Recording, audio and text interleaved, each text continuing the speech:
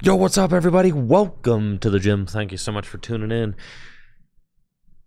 We got Standard League night tonight, and I am very excited to see what gamers are going to take home the most store credits here at Full Grip Games. We're still running our 150% store credit payout through April, I think, to celebrate the new storefronts at the very lovely Full Grip Games. So, should be a fun night tonight.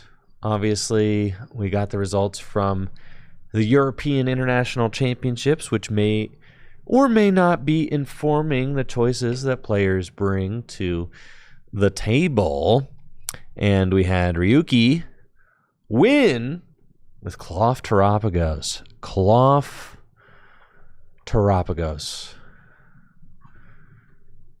Ryan Skynay says, gifted sub to the first person to answer the question, what phrase does Mahone often say when drawing the perfect card off the top of the deck?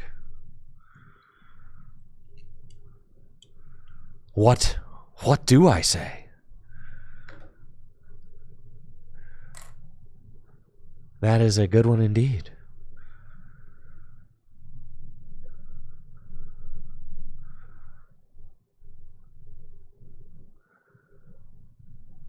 I have a guess, but I don't think that I'm supposed to be the one guessing.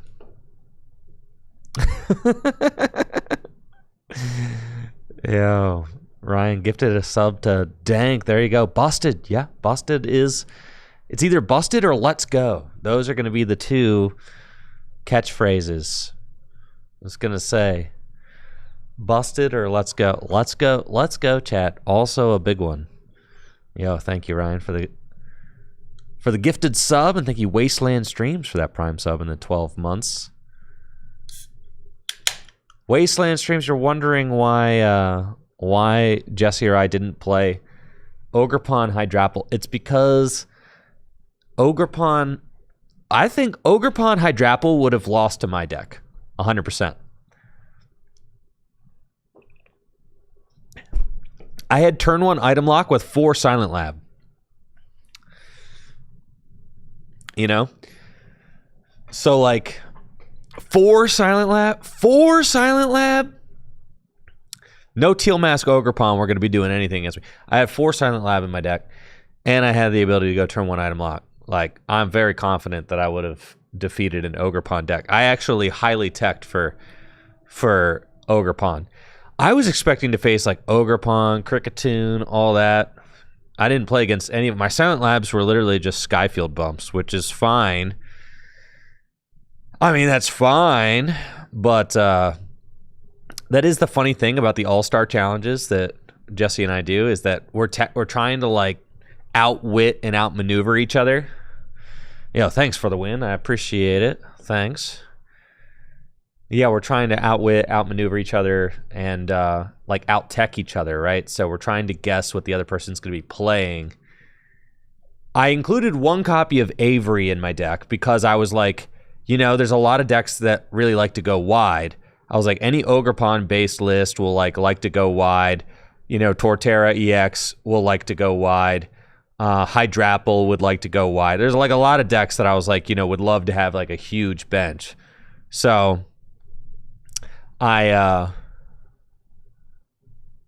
So then I was like, okay, well, what we're gonna do is I'm going to play 1 Avery and then 4 Cynthia and Caitlyn so that I can, you know, hopefully find the supporter that I want to reuse. And you're kind of using the Cynthia Caitlyn's instead of Versus Seekers because, you know, you're setting up item lock, so you're trying to play the entire game without items, which ends up being like really crazy. And you saw just how devastating item lock is in an expanded format, right?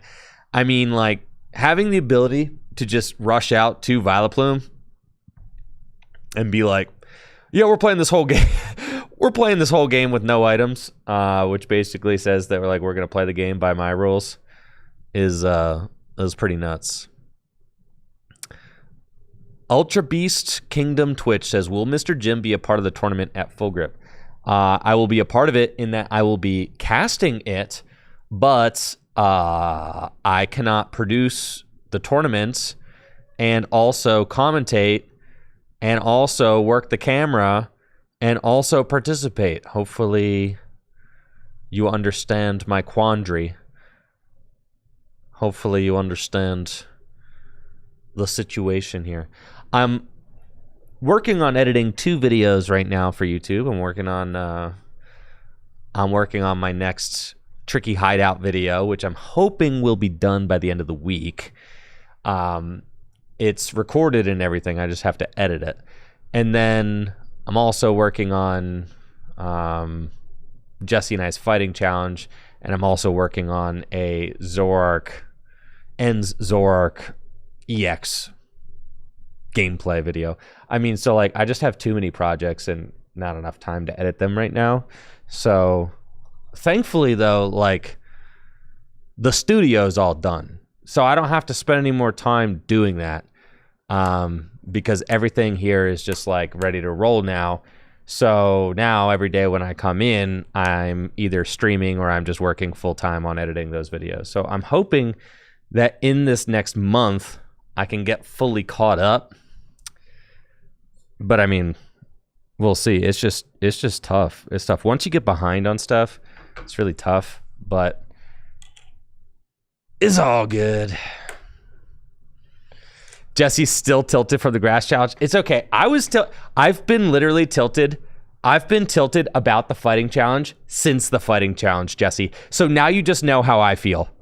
That's how competitive Jesse and I are. I've been tilted about that fighting challenge since the fighting challenge. And then if I were to lose this one in addition to the fighting challenge, I would have been down so horrendous. I don't know that I could have I could not have gotten myself out of it. Being competitive is definitely a sickness, Jesse. I get it. I get it. Let's see, where did my YouTube chat go? We got one YouTube chatter. Hello, Eli MD. Thank you for tuning in. Shout out to everyone on YouTube as well as Twitch. Looks like players are getting ready for our first round here at the Full Grip Games League Nights. Let's get down to the table and see what we got going on. I should be getting pairings from Heather here shortly. Hey, I recognize these guys. All right. Let's go. Ben Peacock on the right, and then is it Austin Charles, I believe? Yes, Austin Charles on the left. Thank you so much, Suzatoon, for those 5 gifted subs. Appreciate you, Suzatoon. Thank you so much for the support. Hopefully you're doing well. I appreciate it. Thank you so much. 5 gifted subs. Let's get some hype in the chat going for Suzatoon.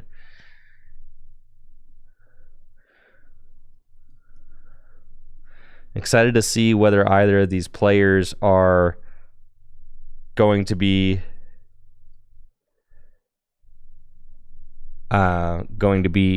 informing their deck choices at all from the European International Championships. There we go. Graphic design is my passion. We've got the nameplate up and going. Oops, that's me and Psyduck. Boom, there we go. Tabletop cam. Let's go, baby. That's one heck of a V-star marker. The Diglett. Thanks again, Suzatoon, for those gifts. Thank you, Ryan Skynet Gaming, for the gifted sub as well to get the stream kicked off. Wasteland streams with that Prime sub. Thank you so much for the supports. No, we got Lost Box. Ben with the Lost Box, dude. Lost Box is so back. Just look at Grant Manley with his top 16 finish at EUIC. That's right. Lost Box is here. Yes. Lost Box versus Cloth. Is that what we got? All right. I'm going to start a prediction. Who's going to win? Is it going to be Austin with on the left, or is it going to be Ben on the right? I have 2 minutes to predict. Beautiful.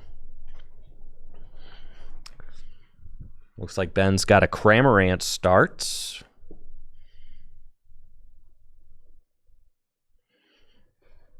Oh, baby. Well, let's go. Cramorant start means you can't, like, Ben's not getting donked. Yeah, so that is fortunate. I did hear that the finals of UIC, there were 2 donks. Is that true? That's what I heard. That's what my info was telling me. My intelligence. Donk game 1 and game 3. Like turn 1 going first donks? Like true donks?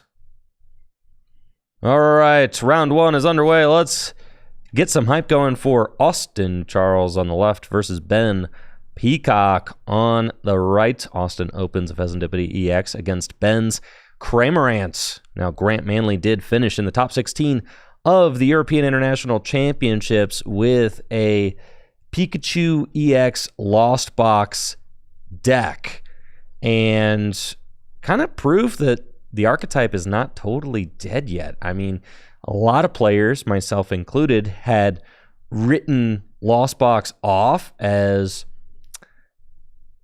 kind of a dead archetype, frankly. I mean, nobody's playing it anymore. But then all it takes is one player to really get things cooking with an archetype in order to kind of open everyone else's eyes. And that's what we saw Grant do this past weekend at the European International Championships. Now, Austin's got a real grindy looking opening hand, trying to figure out how to play this Ultra Ball. Looks like we've got Ultra Ball, discard Kieran and Luminion. Bench a Rangaroo, Forest Sealstone to a Rangaroo. Ultra Ball goes for Terapagos EX. And Austin will use the Diglett V-Star power. The Forest Sealstone for the Trolley. Precious Trolley allows Austin to go find 6 more benched Pokemon, because there is a Terra Pokemon to play and the Area 0 Underdepth, so Austin can go fill his bench all the way to 8 with the Area 0 Underdepths in play. You could actually have up to 8 bench Pokemon as long as there's a Terra in play. So Austin using the Forest Sealstone to go get the Precious Trolley. Precious Trolley can go get Squawkabilly, and Squawkabilly can save Austin from this lackluster hand that he's sitting on. Turn 1 going first. Now, during the European International Championships, there were, this is probably the EUIC winning list, if I had to guess. And the EUIC winner, Ryuki, was able to donk his opponents twice in games 1 and 3, ended the game before Natalie had a chance to play a single card. So crazy outcome at the European International Championships. And of course, that turn 1 win is possible thanks to the combination of Brute Bonnet and Pecharunt and Radiant Sneasler. With all of those pieces in play, it is possible to get the Brute Bonnet poisons. The Pecharunt makes it so that it's 5 damage counters. And then Radiant Sneasler is 2 more. So you can get 7 damage counters going first. Oh, okay. So game 1, Natalie actually didn't get true donked. Okay, it was first turn win going second, though. Is it 8 counters? All right, so the Pecharunt does 5 additional counters. Thank you. Yes, that's right. So you could do up to 8 counters. You could do up to 8 damage turn 1 going first, which is apparently how the European International Championships ended. Ben's got Colress in hand. And taking a look at the rest of the rest of this hand is total garbage. Wow, not a Comfy in sight. This is just absolute trash. Nothing good going on here. There's a few switch cards. There's a Pikachu EX and a Pheasantipity EX. I mean, but like, just not great. Not great. So Ben's got 2 cards to Lost Zone, thanks to that Colress, but I mean, literally nothing else. Could go Lost Vacuum to discard this Area 0 Underdepth, so we do see Ben going for that. We'll send 2 more cards to Lost Zone. So actually, no, just 1 more card to Lost Zone because it's not his Area 0. So only going to be up to 3 in the Lost Zone. Can't actually attack with Spit innocently, and then I imagine that we're going to see Ben probably switch into Pikachu or retreat into Pikachu, potentially. As, I mean, Pikachu can't get 1-hit KO, but with Poison, it can get 1-hit KO. So really, there's no good switch here for Ben. I think Ben just has to bench 1 Pokemon and then pass with the Cramorant active. I do think that the Cramorant's sack is probably the best sack that Ben can give. Yeah, that was a very lackluster turn from Lost Box, unfortunately. And now it's going to be up to Austin to respond. Austin's got the Oranguru V in the active spot, which can use its ability to go search the deck for 2 tools when it's in the active spot. So, great way to thin the deck and get resources out of the deck. And also, with free retreat, the Oranguru can just pivot effortlessly in and out of the active spots. It's that back order ability. Oranguru can search out valuable tools like the 4 Seal Stone or the Binding Mochi or this Ancient Booster Energy Capsule, which can activate Brute Bonnet's ability.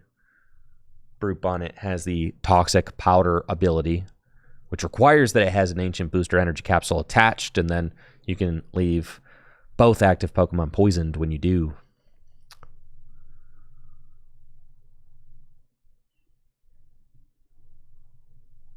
With the Latias EX, that Oranguru will have free retreats thanks to the Skyliner ability, making all basic Pokemon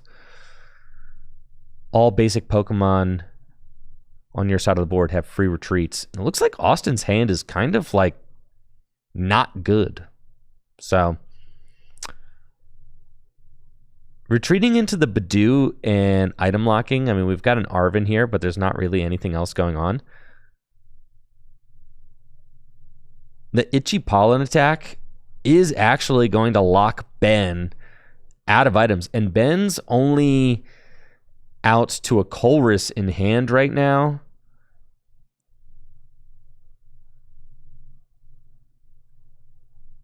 Is a Pokegear. So it's possible that Ben gets locked out. Now, a little bit of a missequence there from Austin. Would have liked to see, I think, the Toxic Powder get used before the retreat. Now this Badoo is,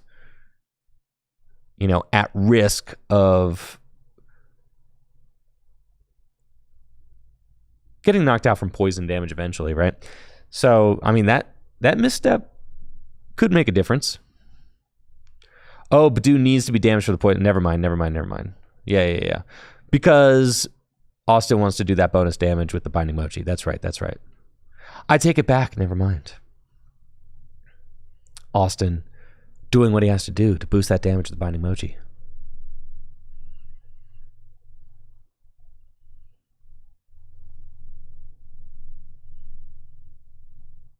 So Ben just has to retreat into Pikachu and pass.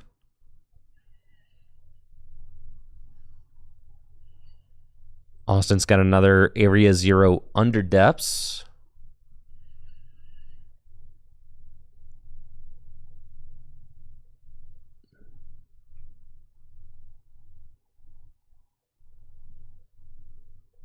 And then Austin going to go for a Luminous Sign, allowing him to search his deck for any supporter. It looks like may want a Colress. Yes, Colress's Tenacity to go get an Energy and Area 0 Underdepths. With the Darkness Energy, Austin will actually be able to bench a Monkey Dory, and then is very close to winning this game.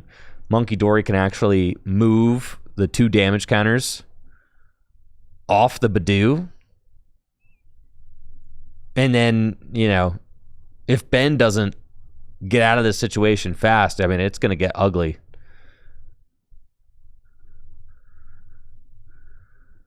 So, yeah, I think that's what we're going to see is Austin Ultra Balls for the Monkey Dory. Got the Darkness energy off of the Colress's Tenacity. And then that Cramorant has just 10 hit points left. Now the Pikachu's poisoned. And that is a huge Itchy Pollen. Yikes. For 80 damage, that's ridiculous. And the Metal Energy, oh my gosh, I mean, Ben has to bench the Pheasantipity EX at this point. We're going to see Board and Metal, and then it's not great, but Ben does risk losing the game if he doesn't bench that Pheasantipity, so he has to do that. Also, you can't be poisoned on the bench, Ben.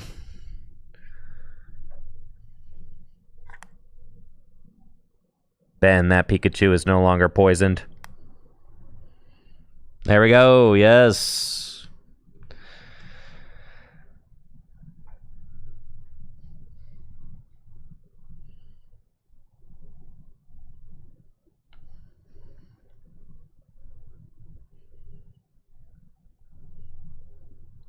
Yeah, this is about to get really ugly.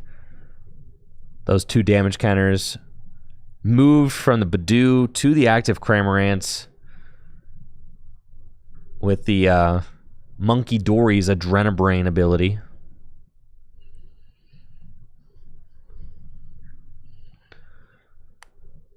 Austin, also, can you use the stream dice so that we can see? Yeah, the nice white dice from now on.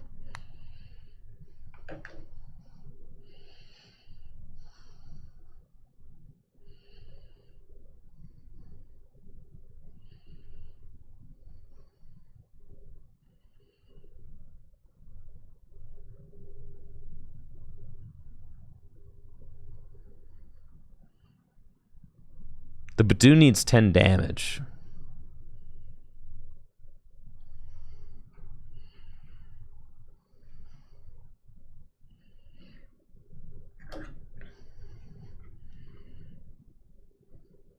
Dude, I tried asking Austin to use the white dice. He's refusing.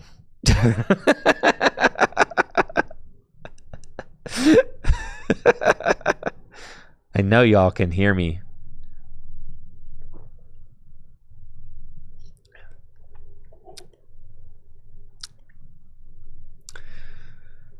Ben, if you leave that Pikachu EX poisoned on the bench again, Ben,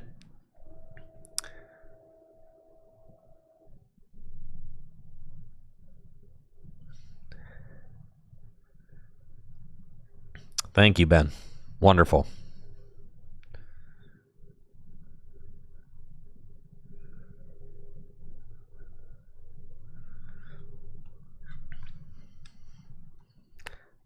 Austin, can you please use a white dye for your Badoo?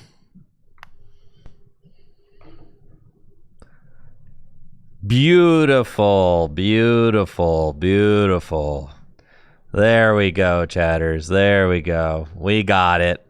We got there. We got there. Let's go.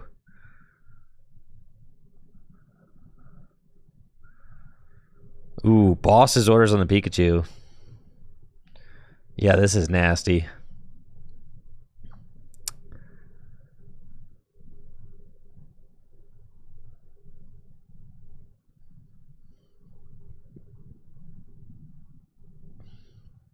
Goodness.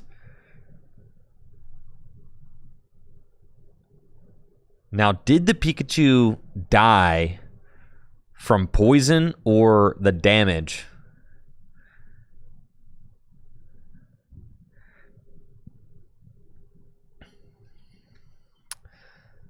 Only 3 prizes left for Austin.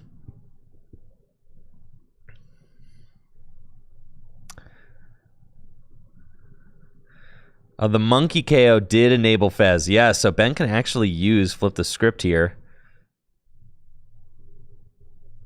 finds an Artisan. Goodness, I mean, what a nightmare, right? Like, what an absolute disaster of a game. I can see why nobody's playing Lost Box anymore. How did Grant Manley do this? Yeah, how did Grant Manley do it? He's a wizard. Now, Ben does have a Jet Energy in hand, so we'll be able to move that Comfy to the active spot and get another card into the Lost Zone.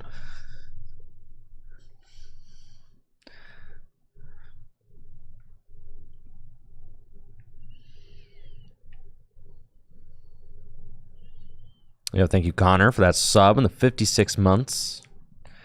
Jet Energy to Comfy. Oh!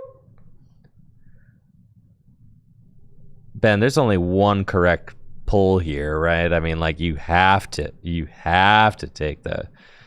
You can't Lost Zone that other card. Ain't no way. Yeah. You gotta take that. All right. Roxanne has been grabbed. All these items in Ben's hand that he cannot play.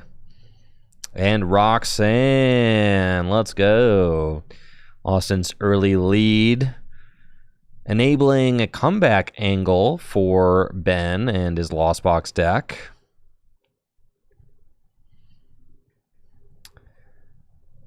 But Ben still needs a lot. He's got 6 cards here. Cramorant is in the discard pile, so I'm not even sure, like, what is even the angle? There's not really a great one. Continue finding Comfies. I mean, you can't deal with the Badoo. I guess Spinning Attack would eventually knock out the Badoo, yeah. Wait, Sableye also has got like a 20 damage punch, doesn't it? Scratch? Yeah, Sableye scratches. I'm pretty sure. I'm pretty sure, chatters, that Sableye does like 20 for 1. I'm pretty sure. But he already attached a Jet, so that's like a next turn proposition. Okay, we're not getting there yet. Well, Ben does have another Comfy, so here we go. Retreat, another Flower Selection.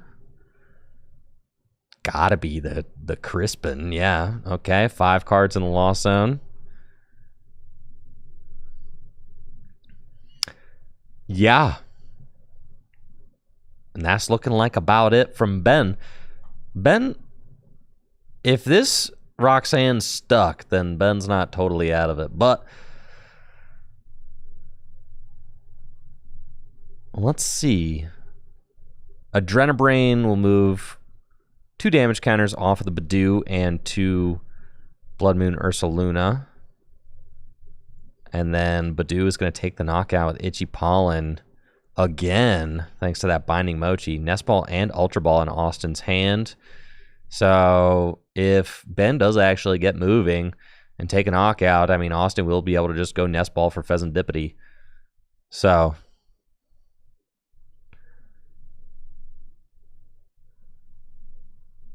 not a great situation for Ben to be in.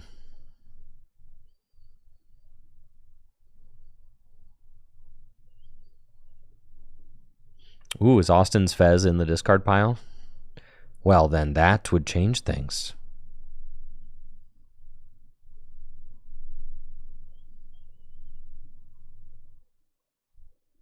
Ben's got a Culverus, so he's going to be able to go up to 7 cards in the Lost Zone, but of course cannot play any of the item cards in his hand because of the Itchy Pollen attack. So, still having a real bad time over here. We are up to 7 cards in the Lost Zone, but not like Mirage Gate can be played. The Badoo is finally going to go down. All the Blood Moon needs is a single energy. And Blood Moon will be able to take the knockout. A little bit of an overkill, don't you think? 240 damage. He's just a little guy. You don't have to go and annihilate him like that. You know, you could have just done 30 damage, Ben. Was it that hard to do 30 damage?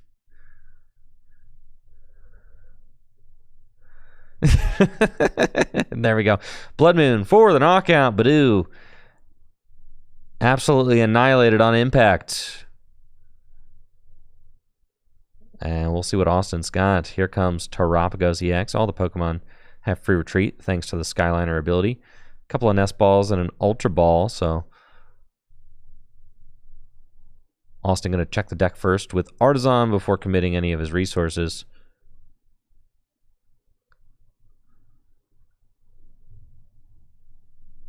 This got his eyes on Iron Bundle, potentially.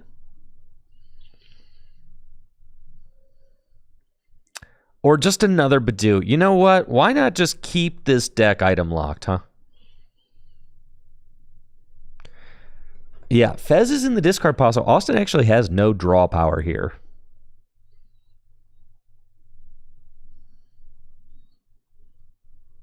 Because the only Fezandipity EX is in the discard pile right now. Ben does have Radiant Greninja. Okay, so we're gonna get some draw power there.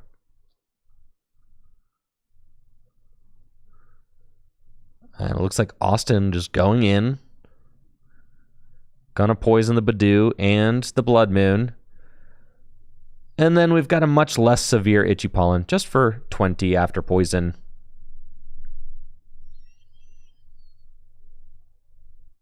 Okay, and Ben has somewhat stabilized after that Roxanne.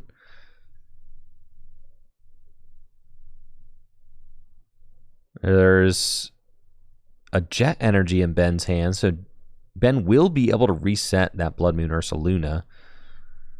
Could Jet Energy and get another card into the Lost Zone as well. Ben's going to use Artisan, finds a Regigigas, thinking about it. The only options are basically Regigigas or another Comfey. And Ben decides to skip on that for now, and I agree with that. Seems like the best thing to do.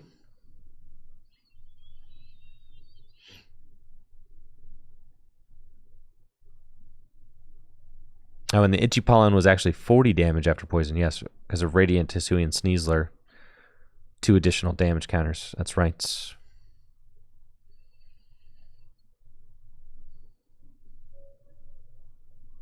Got Jet Energy to Comfey.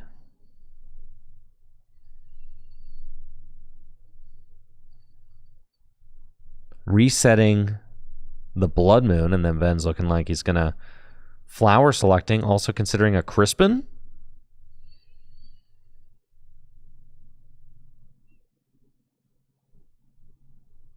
Flower select. Ooh. Decisions. Is it going to be Colress or is it going to be Prime Catcher? I agree with Ben's assessment at this point. The Colress can go. Prime Catcher is more valuable, especially once those items are free to be played again. It's crazy because Ben just has a stockpile of items that he cannot play. And then Ben's got the retreat into Blood Moon and is going to absolutely annihilate another Badoo. Okay. Ben's got 2 prizes now. 2 very, very dead Badoo. Here goes Austin. Switch carts.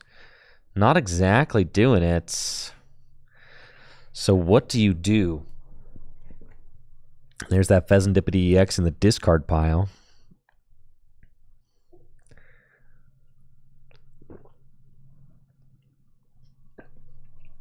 Gonna go for Nest Ball.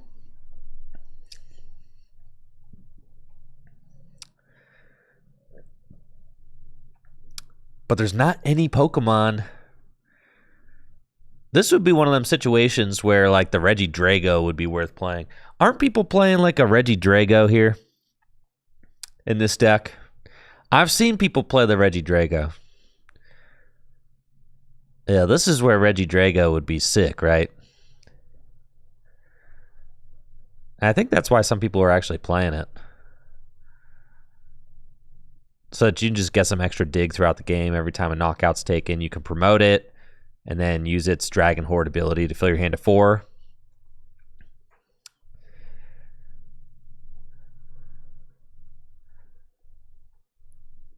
Now, Austin does have Boss in hand, so actually he's going to choose to bring up a Comfy so that he can go down to 1 prize remaining by retreating into the Pecharunt. The Pecharunt adds 5 additional damage counters to poison, and the Radiant Hisuian Sneasler adds 2, so that's 8 damage counters, all from poison. And this is actually a winnable state for Ben. Crazy to think that Austin, with just 1 prize left, could lose this game, but this is a very winnable board for Ben right now. Austin doesn't have an attacker in play, doesn't have an energy in play to attack with. Austin does have Terapagos, but I suspect that Ben might be about to destroy that Terapagos. That's my suspicion, is that it's going to be a Regigigas annihilate Terapagos situation. Especially with that Prime Catcher in hand. So here goes a Mirage Gates.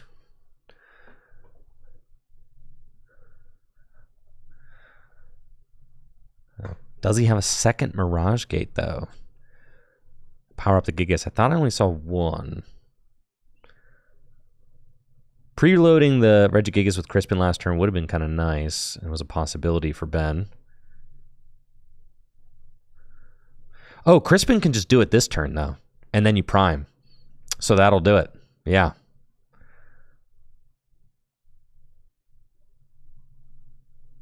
I think I did see another Mirage Gate in there, though. But since you kind of have the luxury of the Crispin this turn, so you kind of just do that. No need to waste a Mirage Gate. So the Crispin will grab a metal and a water. Metal can go to the Gigas. Water goes to hand. And then the Prime Catcher will switch both active Pokemon and allow that Gigas to destroy Terapagos EX.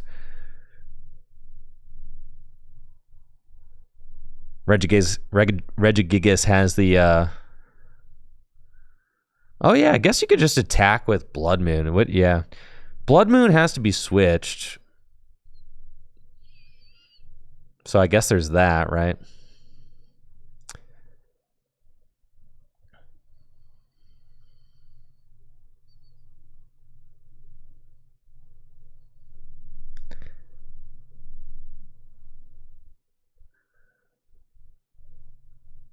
Concealed cards will net Ben 2 more, both energy.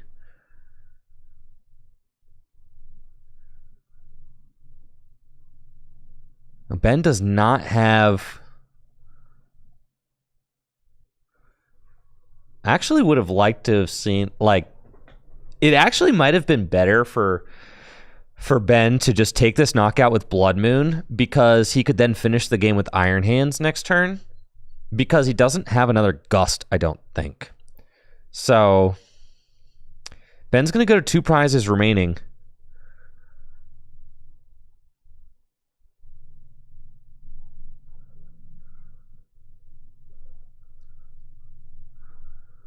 And Austin does find, wow, an Arven.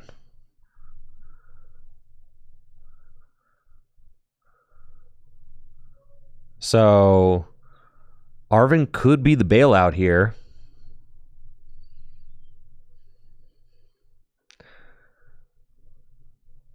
Knocking out Latias also a good play, because the deck is kind of entirely reliant on Latias.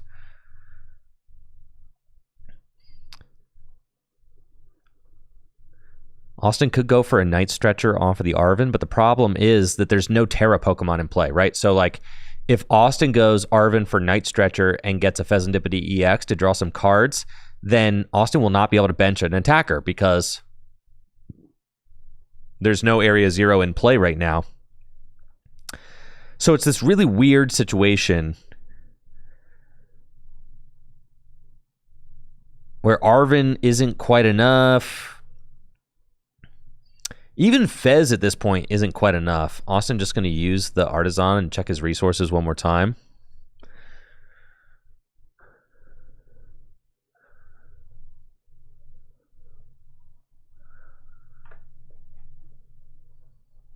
Yeah, Mew EX is a good card in this situation. There's a lot of, Mew EX, Regidrago.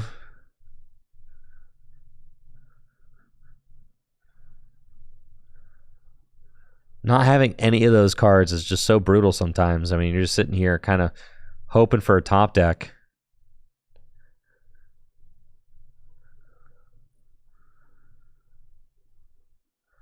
So Arven going to get the Night Stretcher and a Binding Mochi.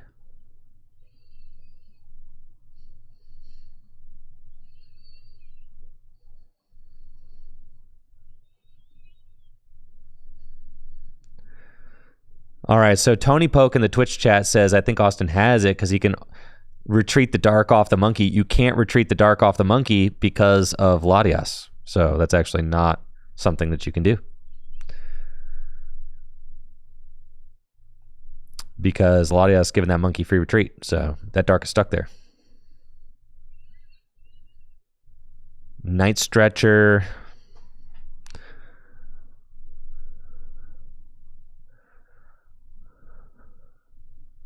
It's going to get Badoo. Are we just... Item Lock Dreams? Is that what we got? Binding Mochi?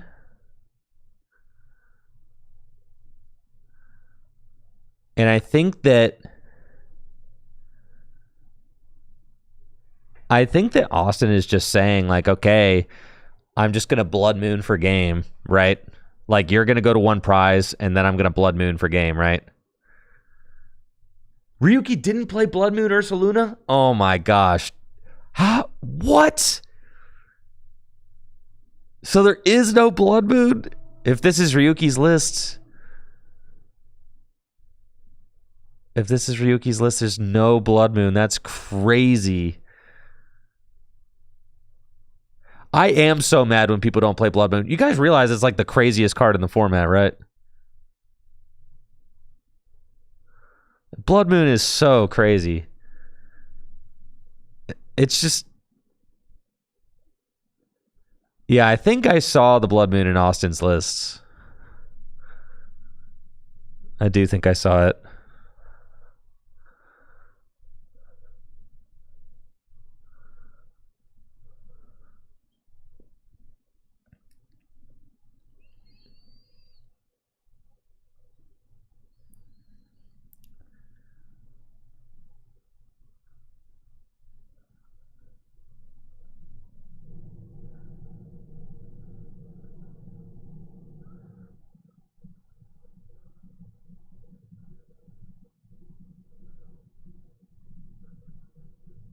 Okay, we got concealed cards. Rod and another Gates.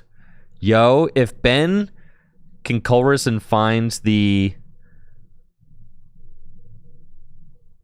Iron Hands, this could be game, right? It's another boss. Oh my gosh. Oh, we're under Badoo lock, so we actually can't do any of that. Never mind. Sorry, I forgot. Item lock. But can Ben win with Sableye? I don't see a Psychic Energy. Oh, no, I don't think so. Oh, this is so sad.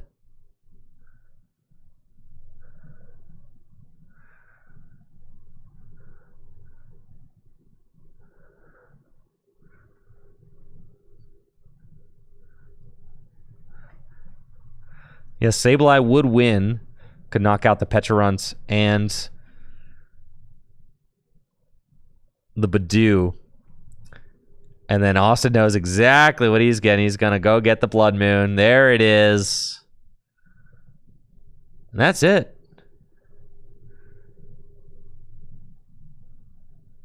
Retreats, and Austin takes the win with Blood Moon Ursaluna. Wow. You know, that ended up being a game. So I'm happy about that. Because I was thinking that we weren't going to get a game at all at the beginning.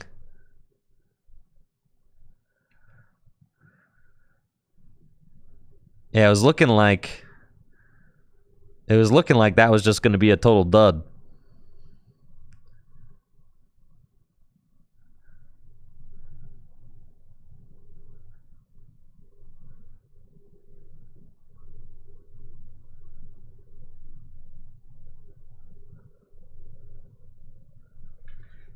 Austin was board locked and Ben had boss for game. I know. Ben should have not attacked. I agree with that. Ben needed to not attack there. Because you just pass, right? Austin's board locked. And then Ben had boss for game. So all he had to do was just chill. And he has win. So unfortunate for Ben there. I mean, really, if Ben just sees the pass angle, then that's a win. Yeah, you could just push Blood Moon up and pass, right? That makes sense. It felt so wrong to me when he did go in for that final attack. Yeah, that makes sense. Because you're clearing the bench spot. You're also decreasing the amount of energy that Blood Moon would need. So you're giving, like, knowing that your opponent could play a Blood Moon, you're opening up the opportunity for that Blood Moon win con.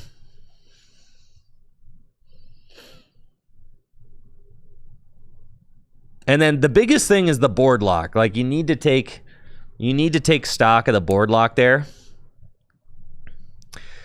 Especially with the boss. I didn't realize that Lost Box list was going to have a second boss in it. I didn't take a look at Grant's list, so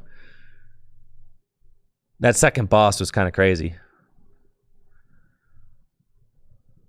Yeah, let's take a look at Grant's list now. Yeah, 2 boss. 2 boss and the prime.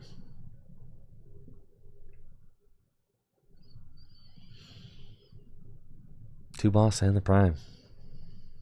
Crazy. Let's take a look around, see what our other league members are doing. Looks like they're getting ready for round 2, folks. Let's go. Round 2 coming right up. Round number 2. You guys think that, oh, wow. There's Zach Pra.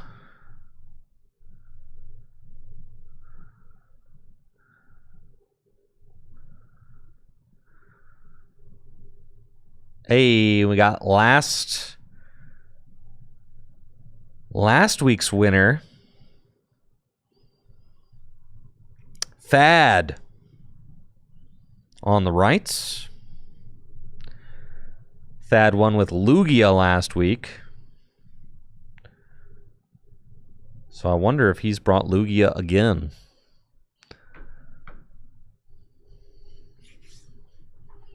Let's see. I'm also going to ask Heather how many players we got tonight.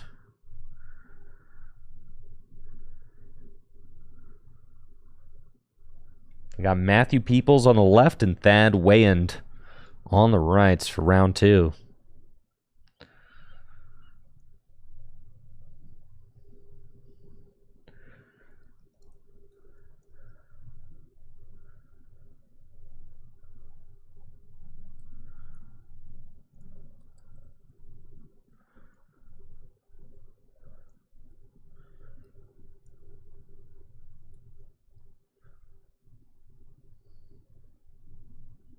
All right, sick. Let's go.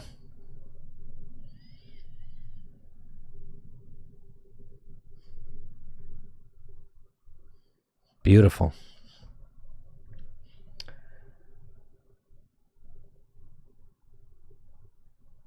All right, we actually have 19 players tonight, but only 4 rounds because Joe Rowe joined late during round 1. So the tournament started with only 18 players.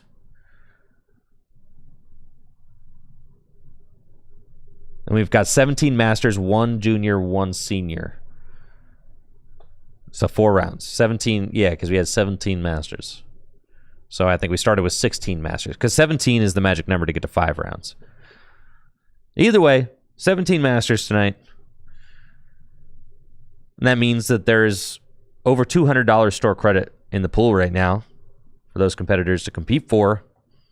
It's pretty hype. So this is round 2 of 4. Again, last week, Thad won with Lugia. So trying to continue that. Let's see. And he's got the Lug again.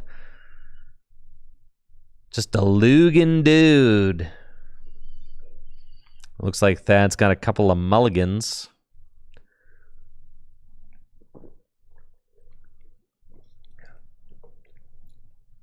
We got any Lugia mains in the chat?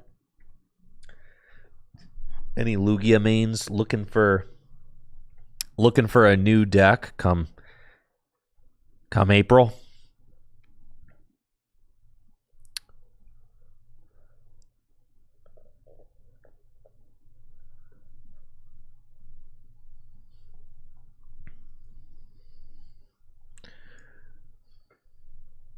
There we go. Thad has got a Lugia V, the play promo one.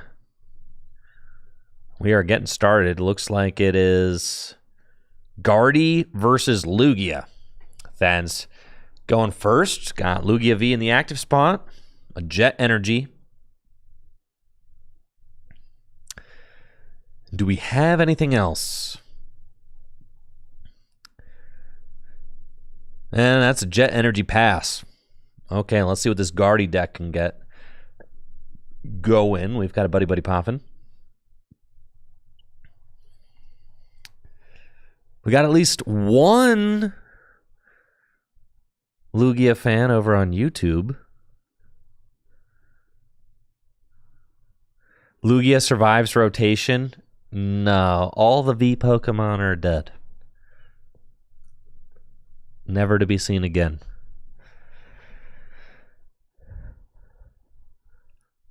Unless you play expanded or do any of the I'm doing some expanded challenges with Jesse. Our next one is colorless, so we may be playing Lugia sometime right around rotation.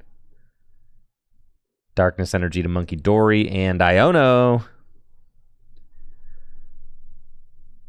That's a pretty solid start so far. Not that you want to retreat the Darkness Energy off the Monkey Dory. Finding a TM Evo would be nice. Oh, and there we go. TM Evo. Gonna allow that Monkey Dory to fetch some Curlia from the deck. But not before a Hisuian Heavy Ball. Check the prizes. Can fish out any basic Pokemon there. There are none. Did see a Curlia, though. So that's something to keep in mind.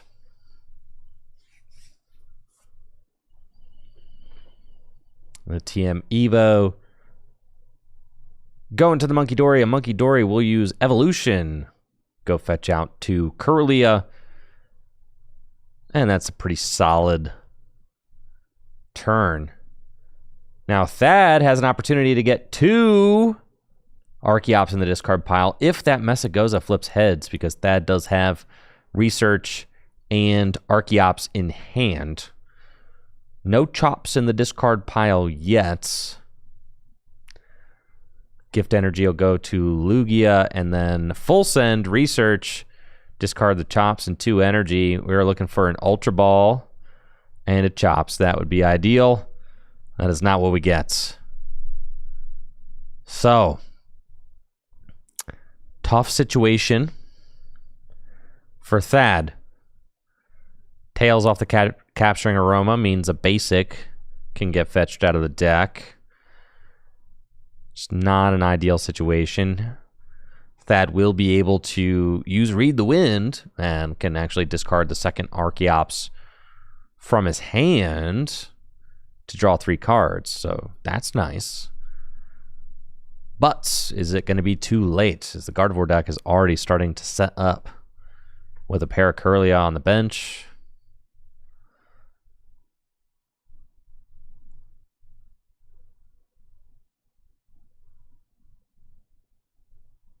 I suspect that we're going to see a Read the Wind with Gift Energy on the Lugia. So if it does go down, at least Thad will get to fill his hand to 7 cards.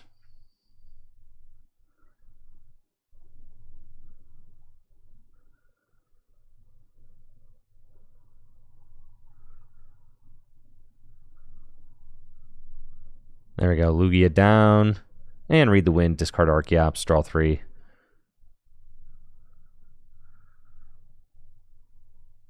Let's see. What does Matthew have? There's a Gardevoir, Scream Tail. I mean, this is very solid looking. Third Curlia as well. I mean, the dream, right? This is everything.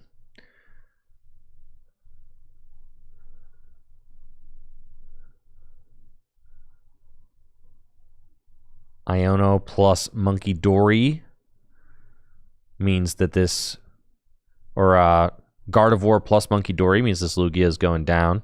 Monkey Dory can move 3 damage counters with its Adrenabrain ability. Gardevoir does 190. 190 plus the 30s, 220. So Matthew can take a knockout very easily this turn.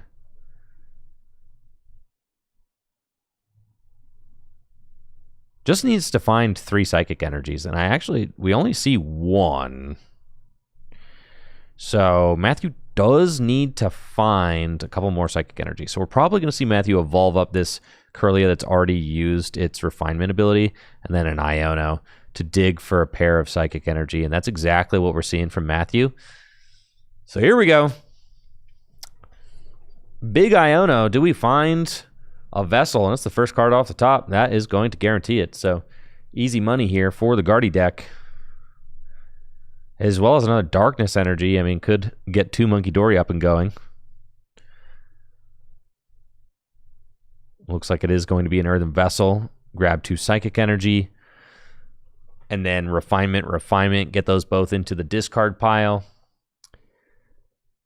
Gardevoir's Psychic Embrace ability can accelerate those into play. And then Matthew will be able to move those damage counters off onto the Lugia V and take the KO. Easy money here for the Guardy deck. This is a perfect turn 2. I mean, honestly, flawless, right? Absolutely flawless. Little Psychic Embrace to the Monkey. It'll have 20 damage on it. And then retreat into Gardevoir. Psychic Embrace, 3 Psychic Energy to the Gardevoir. That's 6 damage counters. First Adrenabrain will move 3 to the Lugia. And then the second Adrenabrain will move the next 3 to the bench Lugia.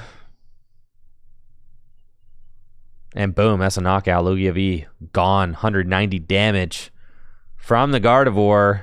Ay, ay, ay. Thad playing from a 2-prize deficit against a fully loaded Gardevoir board. What do you do from this board state? I mean, everything just feeling bad here, even with the Manaphy on the bench. I mean, just not great. Not a lot of options to work with.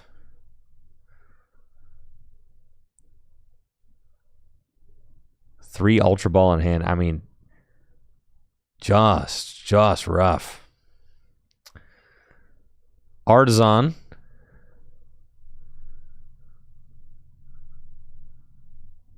Can go get Minccino. That does have the V-Star in hand.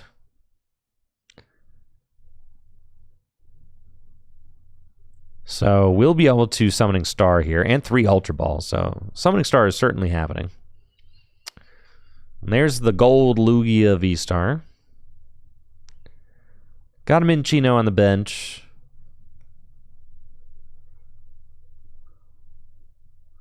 There are 2 Archeops in the discard pile, so we are getting both Archeops into play. That's a guarantee.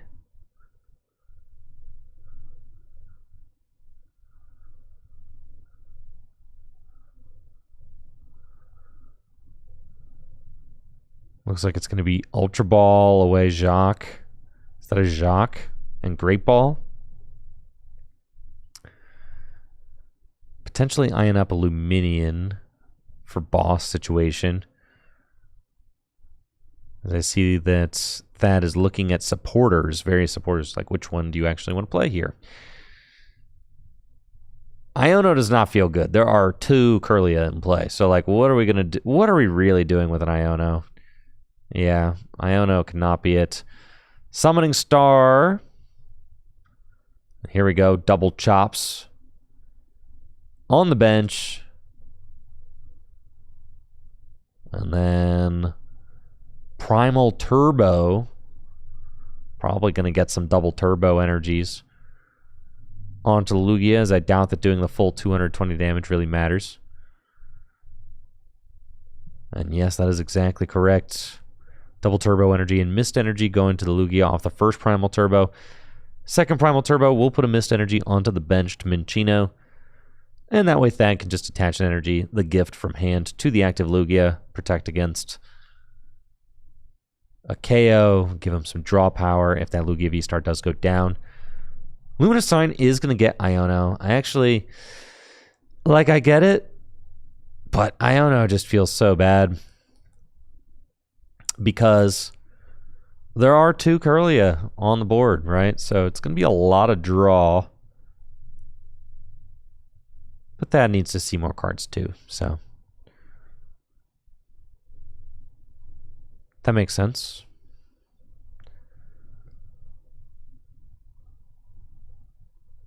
And Thad'll let that Iono rip. Both hands to the bottom of the deck. And Thad will get 6. Well, Matthew gets 4.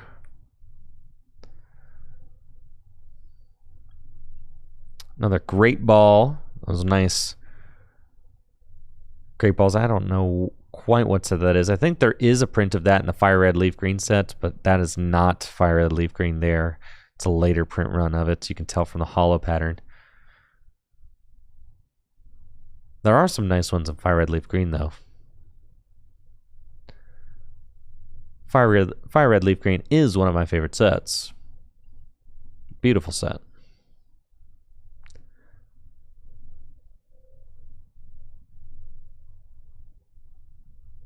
All right, so Great Ball played, and now this Lugia V-Star looking to do 200 damage.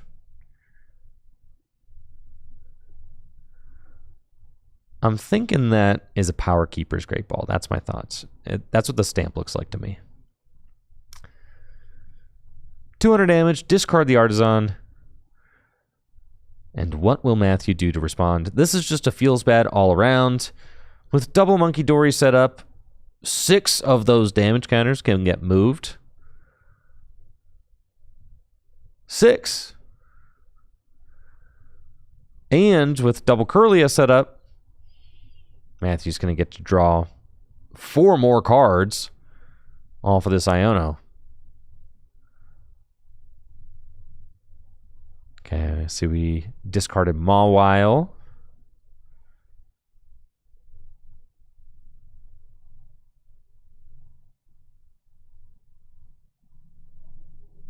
Now, if there's any saving grace, it's that Matthew does not have a bench space open for a single prize attacker, so may just have to attack with his Gardevoir again. You can move 6 damage counters off the Gardevoir to the Lugia and actually just take the knockout with Gardevoir EX as well.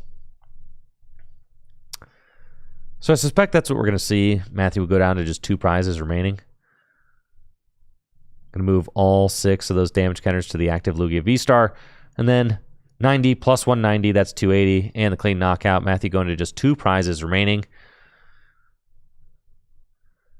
Now, this would be a good time to Iono. Matthew's only got 1 Kirlia down with both Gardevoir evolved up.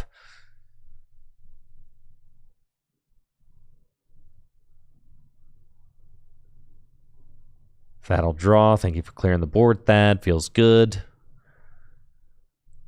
Jamming Tower doing nothing here. Absolutely nothing.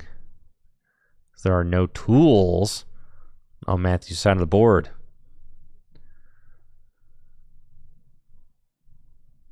All right, here we go. Chinchino online. It's got the special roll attack, which does 70 damage times the amount of special energy attached to it.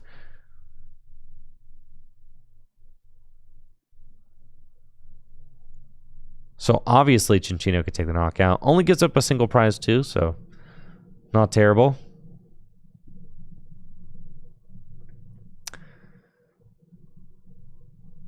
Matthew doesn't have access to counter catcher on the, on account of the fact that Thad is losing right now, so that's not going to be a game-winning option available to Matthew.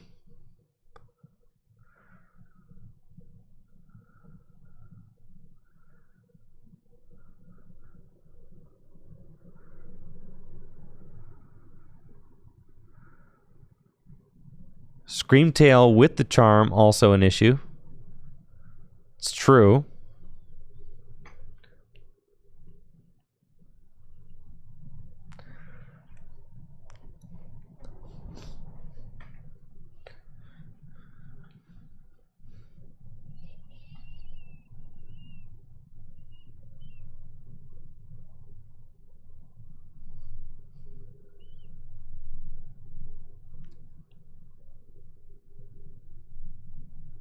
And with Monkey Dory, you don't even need the charm. It's true. It's true. Because you move 3 and you can do up to 190.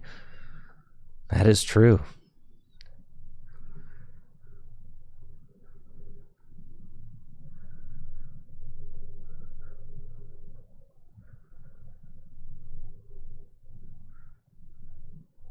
Jamming Tower and we've got Thornton. All right, big Thornton play. Evolve into Lugia V-Star. Holy mackerel, look at that. Yeah, where's that liability now? Special roll for the knockouts. Let's go. Crazy. Thornton plays too strong.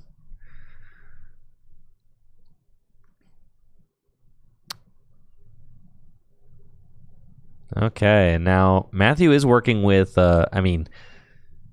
just a huge hand right now. Absolutely massive. Hard for me to imagine that he doesn't have what he needs to piece together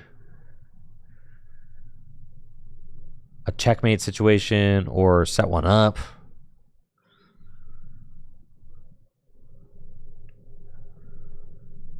Does have Screamtail off the draw, I see. I believe does have a Bravery Charm in hand too.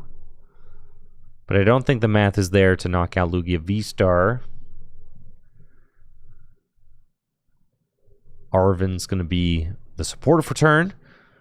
Secret Box is in there. There's also a Jamming Tower. Yeah, so Arven could get a Counter Stadium with the Secret Box.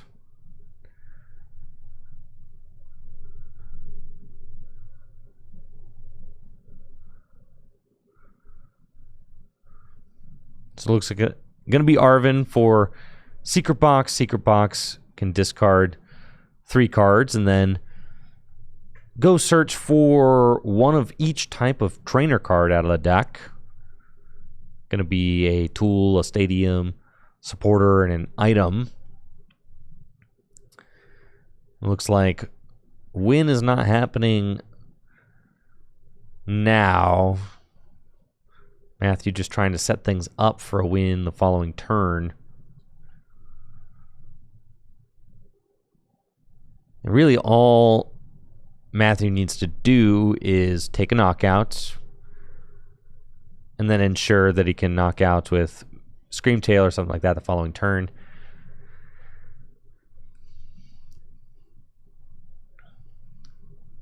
Artisan will bump that Jamming Tower, enabling tools to be used effectively. And here's the Screamtail.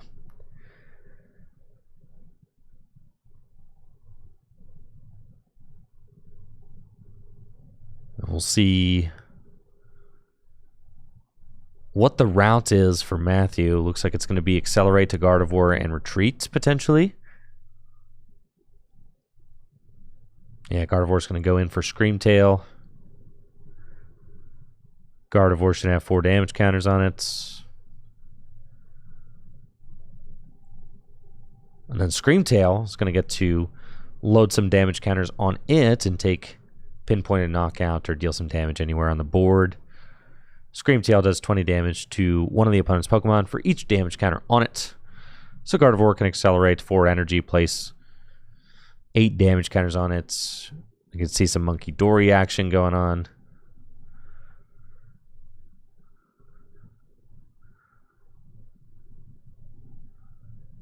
Yep, all 4 energy there. Means there'll be 80 damage on the Screamtail.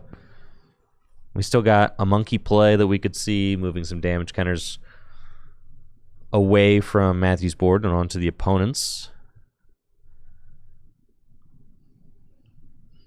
I was thinking that attacking with Gardevoir felt pretty good there.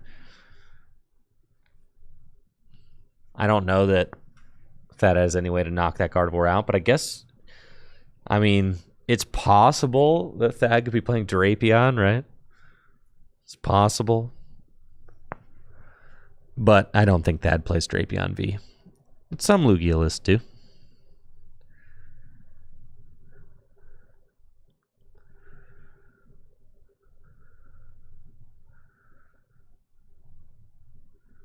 So it looks like Screamtail is just going to knock out an Archeops, leave Matthew with 1 prize remaining.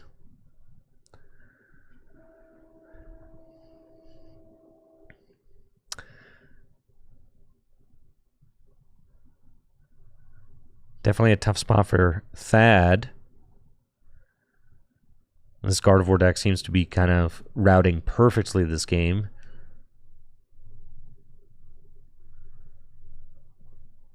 Matthew's setup and progression has been immaculate, and there is the scoop. Thad just realizing, yeah, Iron Hand's actually prized, or at least one of them was prized. I think I saw one in the deck. That's GG's from Matthew. Solid play all around. Great setup. Very intimidating board, and we saw Thad struggle to keep up. That Manaphy there kind of... That Manaphy putting in some work, making it so that the snipe options weren't there. And then Gardevoir just turn 1, double Curlia, turn 2. Gardevoir knockout on Lugia V. Craziness. Coming from Matthew's Gardevoir list. So GG's to both players. Best of luck to them. Going forward in the rounds to come. Let's take a look around and see what our other league goers are getting into. Still got some matches running here. Looks like Chase and Austin just played. Divinity and Matthew Praw are playing. Or Zach Praw. Divinity and Zach Praw are playing.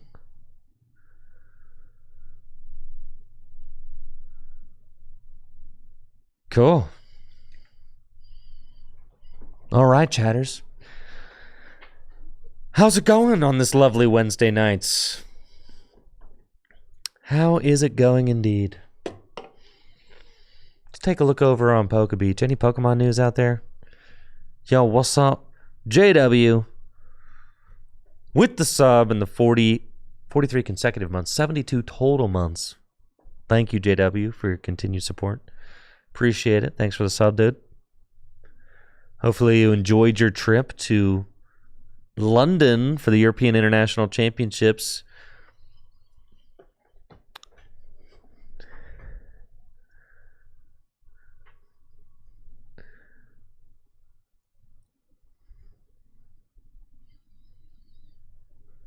Ooh, let's see. We've got new Rapidash. I heard we got a new Rapidash that draws a card. Something like that. Let's take a look. Oh, yeah. Look at that. That is a very nice looking ponytail art there. This is very cute.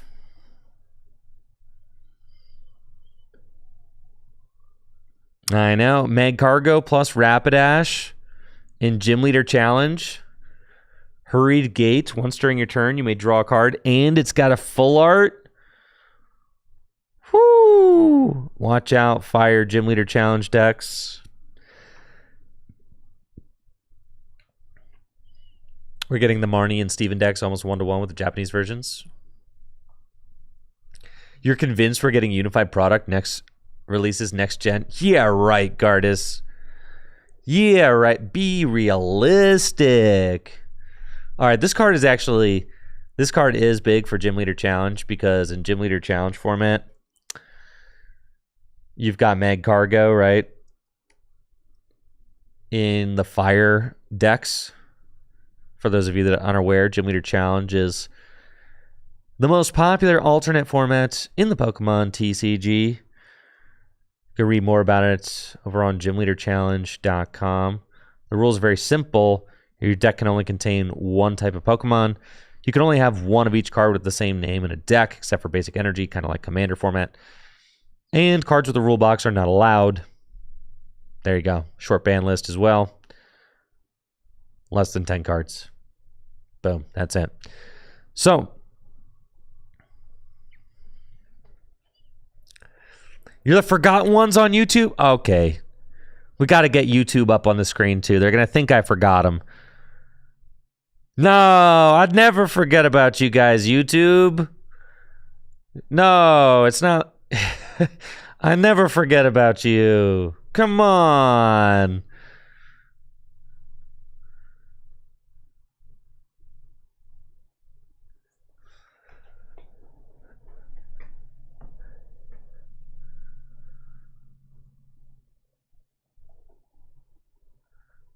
Did JW scout more goods for his family? You're going to have to ask him.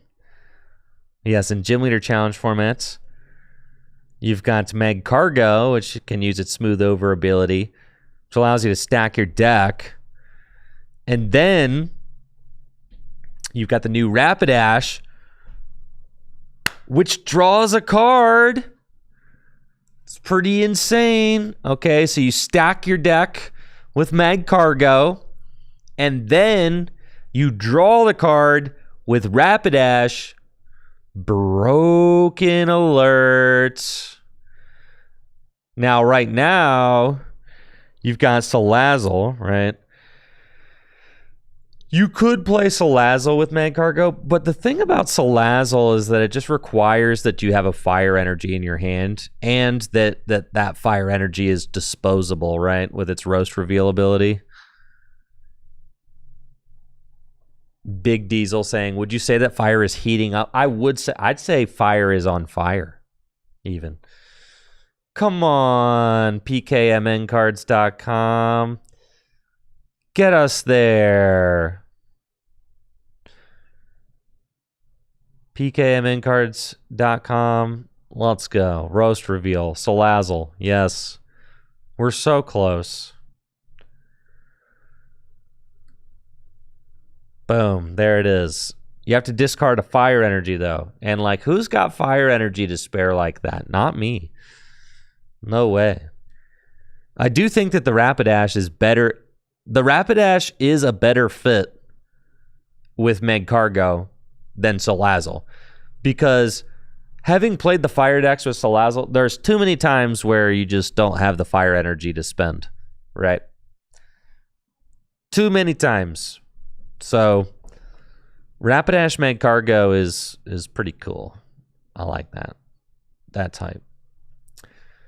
See what else we got. Prismatic Evolution Super Premium Collection product images revealed. Super Premium. Wow, look at that Eevee deck box. That's funny. It's got a tail, too. And it comes with the fruit Eevee. And an Eeveelution's playmats. Wowza. Very nice. For the cool price of, yeah, probably a lot. Super premium.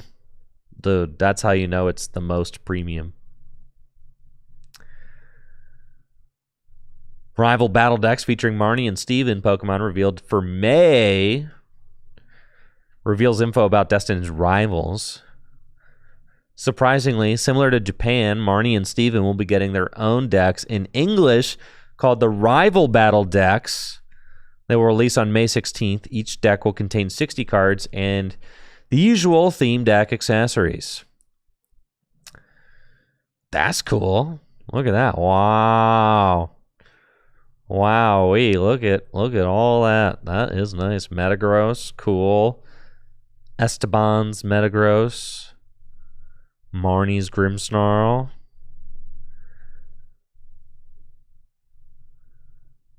If you zoom in above, most of the Marnie and Steven Pokemon in these decks will actually be reprints from our Destined Rivals set, such as Marnie's Grimmsnarl EX and Steven's Metagross EX. Their card numbers reveal our Destined Rivals set will have 182 cards before secret rares.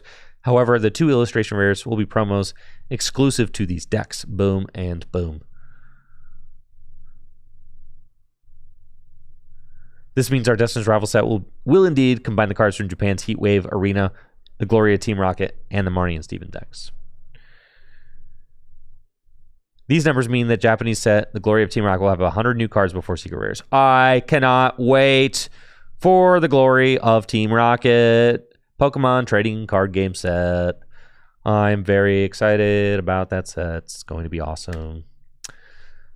Let's see what we got going on over here. Looks like there's movement happening. There's movement. There's movements.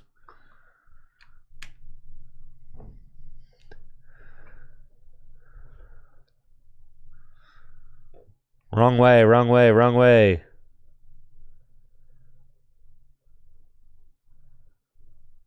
Chasing Joe Rowe. All right. Let's go. Let's go.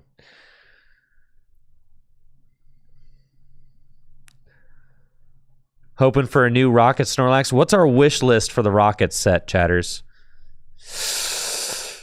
All right, for me, do I want the classics redone or do I want new Rockets Pokemon that I haven't even like comprehended yet?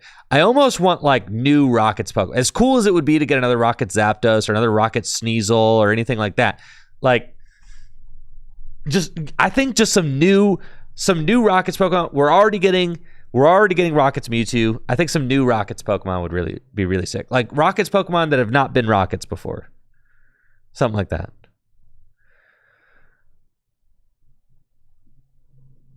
Nah, who am I kidding? I want the legendary birds. I want Sneasel. I want Rockets Sneasel EX. The Rockets Tricky Gym 2.0. They did Rockets Legendary Beasts, and they did Rockets Legendary Birds. How sick would it be to have...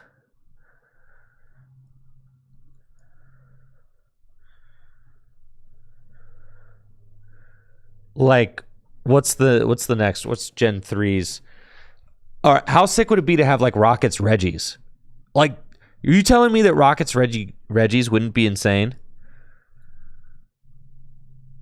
Because they've done Rockets Birds, they've done Rockets Legendary Beasts. The Rockets Reggies, though. Rockets Reggies would be crazy. I'm saying, dude, get me working for the Pokemon Company. I got the ideas, dude. I got all the ideas. Here we go with round number 3. Round number 3.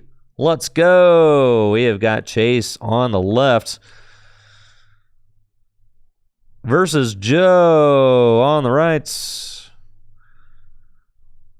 It looks like Chase is going to be rocking that. Yo, do we got a donk?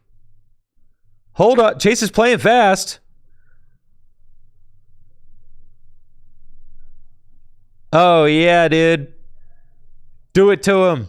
Do it to him, Chase. Do it.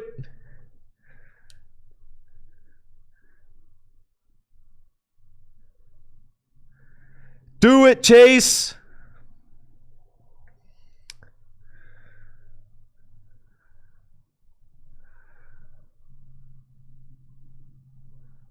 So we've used 4 Sealstone to go get Pecharunt and Sneasler. Ancient Booster. Retreat. Into Pecharunt. Poison. Bam. Game over. Chase is your winner. Perfect play from Chase. All right. And there you go. That's your round number 3. That is the world we're living in, folks. Riveting gameplay. Joe did not get to play a single turn.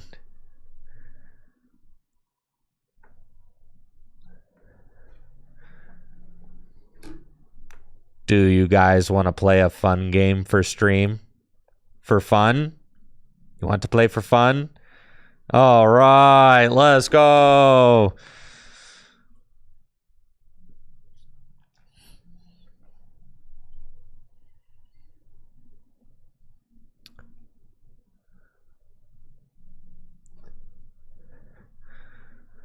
Dang, dude. That's crazy, man. I remember 2014 Nationals. I remember going to the U.S. National Championships in 2014 and getting donked. Like, because you used to be able to attack turn 1.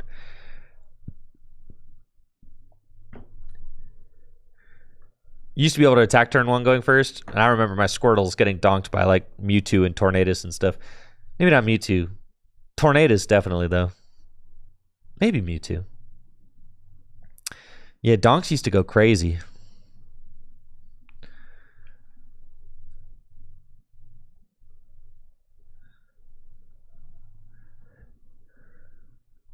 Natalie's got the spirit. Yes, let's bet on this.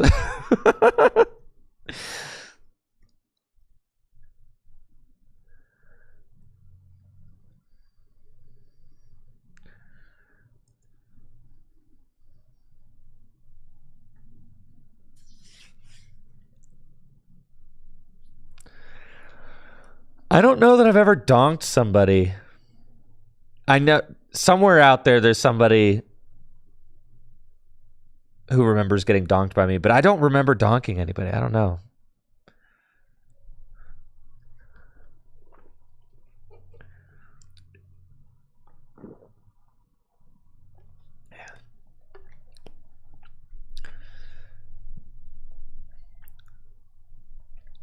Okay. What is this? Joe's got a Slackoth and a Tynamo. All right. EPSD says you played hours of Pecharunt Dangerous Laser. That doesn't... I don't know who needs to hear this, but donking someone on the Pokemon Trading Card Game Live doesn't count. Nothing you do on the Pokemon Trading Card Game Live counts. I'm sorry. Yeah. I'm talking about donk someone at a regional or a cup or something. Heck, I'll take a league challenge. Heck, I'll take your locals.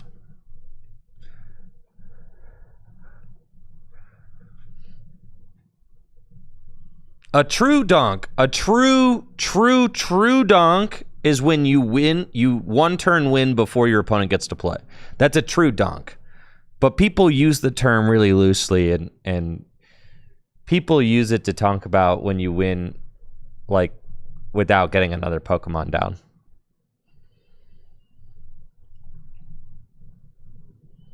Have I ever laser banked a Joltik? No, I didn't play laser bank decks. You know me. I was the one playing the Joltik.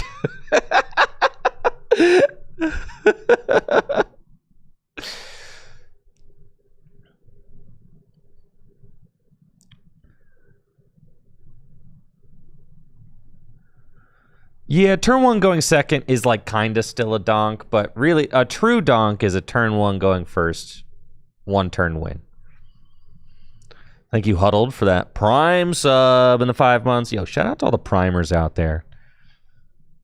Shout out to all the primers deciding to use their free Jeff Bezos gifted Amazon Prime sub on the Tricky Jim Twitch channel. I appreciate your support. Thank you.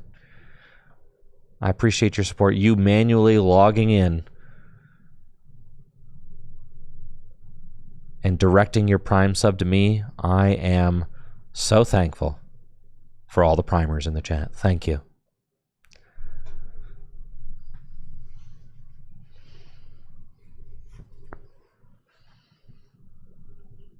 All right, Joe Rowe has got what is Joe Rowe cooking? Does anybody in the chat know? What am I witnessing with my eyeballs over here? I know Chase is playing the cloth deck. Is it slacking Greninja? What kind of slacking are we talking about? What's the synergy here? It's slacking EX?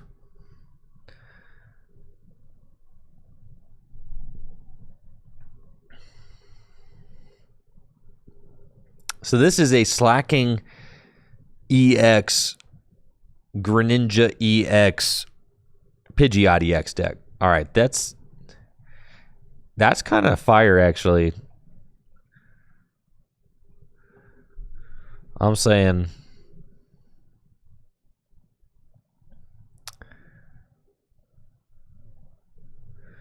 Protect That Smile on Twitch wants to know, this is a great question. What's my favorite trainer card from any format? Yo, Double Edge Cat with that follow. Welcome, Double Edge Cat. Thank you for the follow. Welcome to the channel. Appreciate that. What's my favorite trainer card from any set?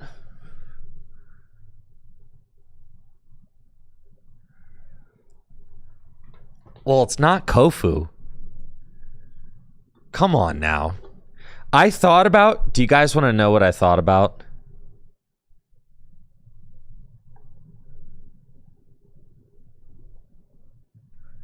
You guys want to know? I thought about playing Kofu in my Rowlet, Alolan Executor deck just for the... Just to get a rise out of you guys. I wanted to see what you would think. Welder is a terribly designed card. I should have cut Avery for it? No way. Avery was clutch. The Keyman with the Prime sub. Yo, what's up, Keyman? Thank you so much for that Prime. No, yeah, I didn't want to... Order Pad. Now, that's a good one. Order Pad. Challenge is a really good trainer card. Holy smokes. Chase is cooking, dude. Boss's Orders, Badoo, Itchy Pollen, Knockout with the poison. Hi. Yeah. Yo, thanks, Keyman, for the compliments on the new studio. I appreciate that. Thank you. I'm having a lot of fun in here. Like, way too much fun, actually. There's so much room for activities in here. Jesse got to come experience the studio for the first time today. It's so much more comfortable in here. Streaming and creating content. Like, in my old studio, it sucked. I'm gonna be honest. It sucked. It was bad. Oh, there's a slacking. It was cool for a little while, but then, like, the lack of heating and air conditioning, like, just made it so terrible. No way, Joe. Wait, only one energy off the Crispin? Wait. That's not how that card's supposed to work.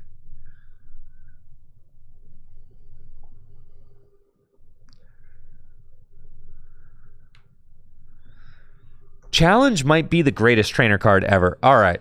I got a lot to think about. Challenge? Is it Challenge? It might be Challenge.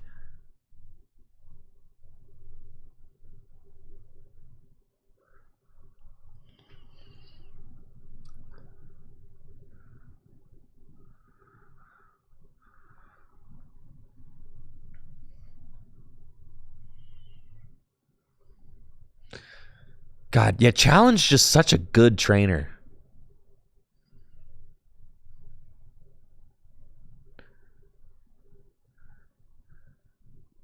Challenge is so good. I love Challenge. I'm just trying to think if there's anything that I truly like more than Challenge.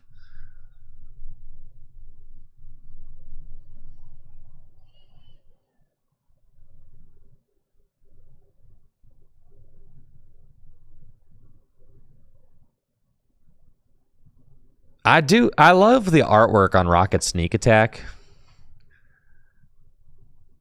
I'm a big fan of that one.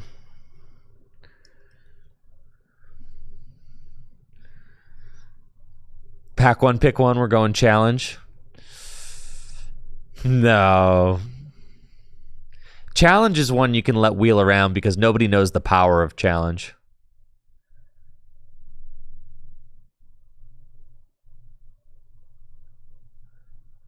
Yeah, my favorite trainer card is probably Challenge.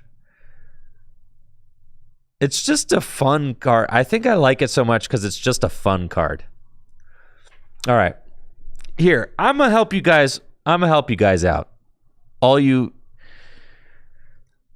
Challenge non-knowers in the chat, just give me a quick second here.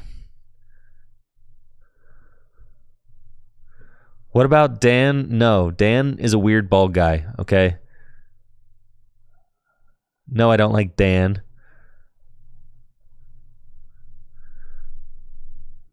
Here is Challenge. Sorry, Joe Rose. Side of the board. There's Challenge. Ask your opponent if they accept your challenge.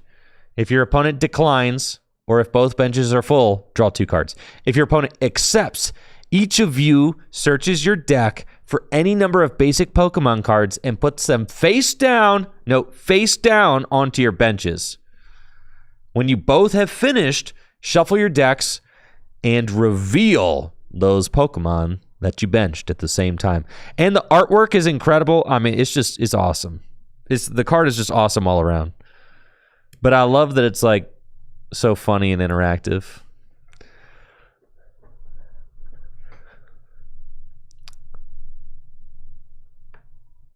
Yes, that is Hitmonlee's foot.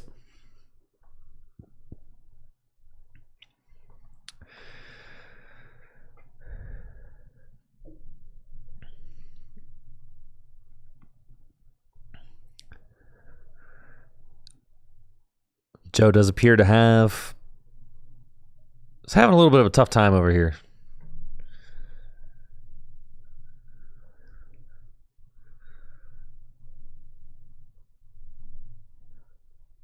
All right, we got any... Yo, this could be a... AMA time. All right, that was fun. Favorite trainer. Any other questions? I'm fielding questions during this fun game.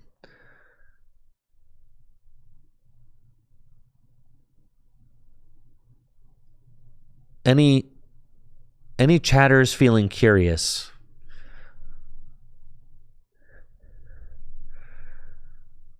Favorite card art ever was Rocket Zapdos.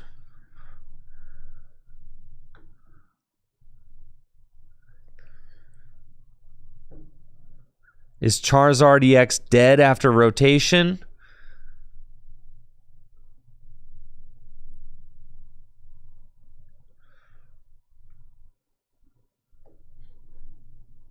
No, Charizard will be around until it rotates.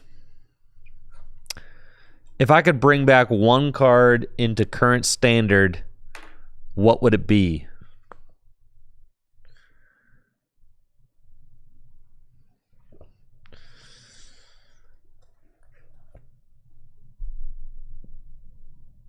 ADP. Pikachu and Zekrom Tag Team GX. Shaman EX.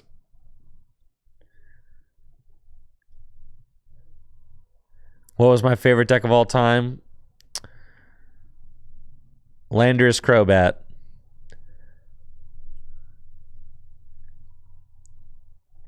Which Pokemon deserves a good competitive card?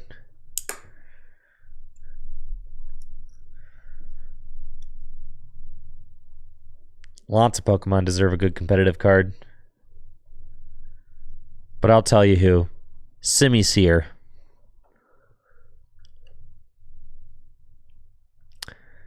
Simisear deserves a good competitive card.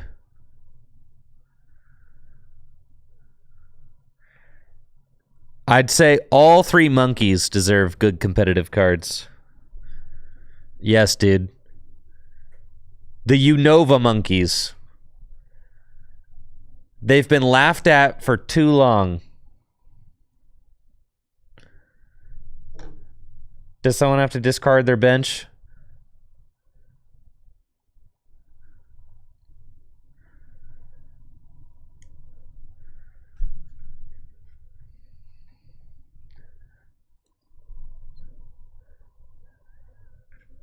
All right, I don't know what's going on with like the bench and like the stadium, but apparently there was something going on that something should have been discarded or something. I don't know. Chat was saying. Yeah. There we go. Thanks.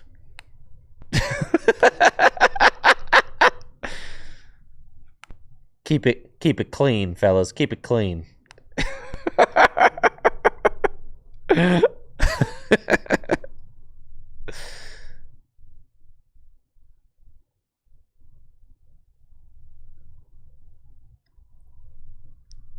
Yo, are we going to have a 2006 event Friday night before the Full Grip 4K doubleheader?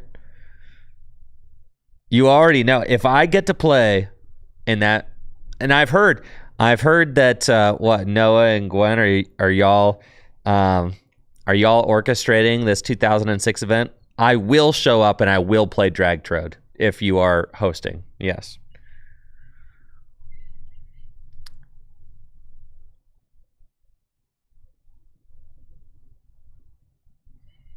Yes. Not many people know, but I did win the 2006 side event attended by over 30 players at the Indianapolis Regional Championships and won a signed card from Jimmy Ballard, who got second at the World Championships in 2006. That's right. At the last regional I ever attended.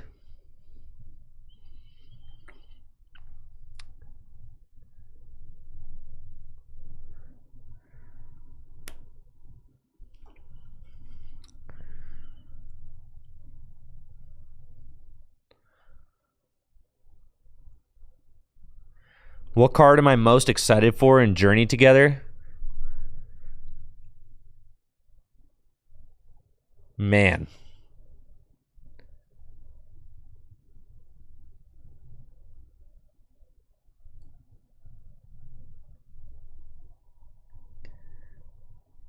Imagine we had face cams.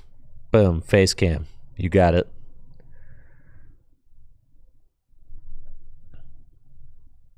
This is what you want to see? You want to see these faces right here?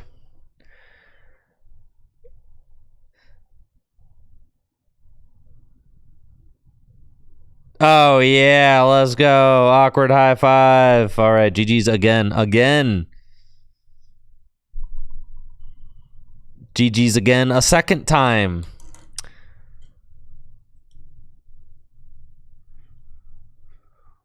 Let's go wander around. Thank you guys for humoring us.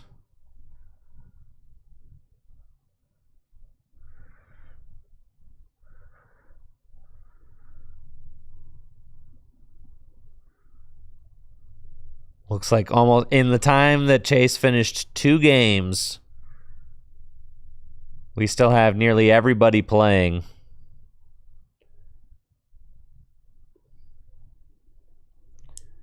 Oh, yes, the Wailord. Thank you, Noah. Yes, the Wailord is the card that I'm most excited about from Journey Together. Yes, obviously. It is the Wailord. What's my... Oh, I saw that question. What's my opinion on cards you can only have one of? Poor game design. Unless it's Gym Leader Challenge, in which case, great game design. All right, here's the problem with the one of cards is that they're too like They're too polarizing. The cards are just too strong. When you just make all the cards too broken, it doesn't actually make the game more fun. The Pokemon TCG at its core is a very fun game. I actually think it's more fun when the cards are all generally less broken. Anybody who's played formats like 2006 and anything from the original EX era, yo, thank you, Mr. Wogue, for that Prime sub and the 35 months. Appreciate you. Thank you.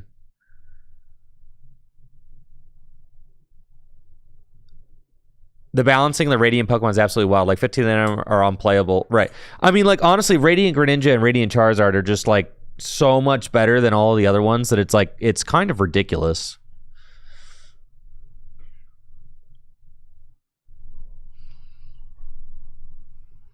But honestly, like, if you watched my the Grass All-Star Challenge with Jesse on stream today, that was actually a really fun pace of the game. And it was fun because of the item lock. Because the item lock slowed it down. So, like, those games were actually fun because you're drawing off the top, you're just drawing a couple cards at a time, right?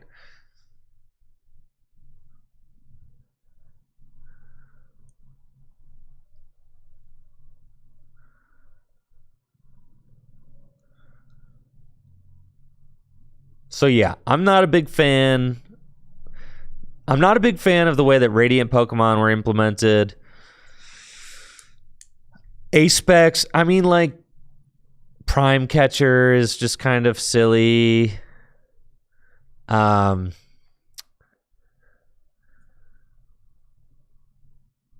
too polarizing.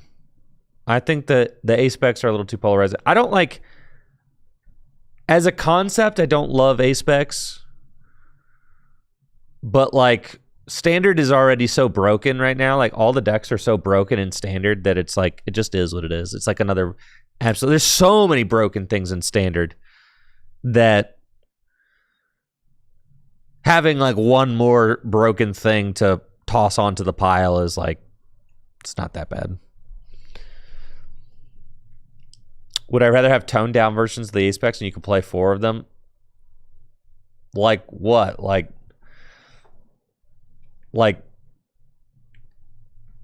no, we don't have no Prime Catcher. Instead, you get Pokemon Catcher, which is literally like a toned down version. What? So like that?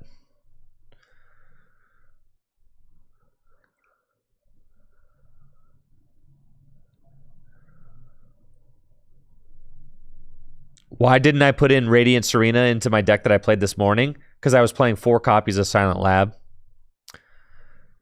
There was no point in playing any basic Pokemon with an ability because, like, I was playing 4 Silent Lab this morning. What's the last Standard format that I felt like was not totally broken?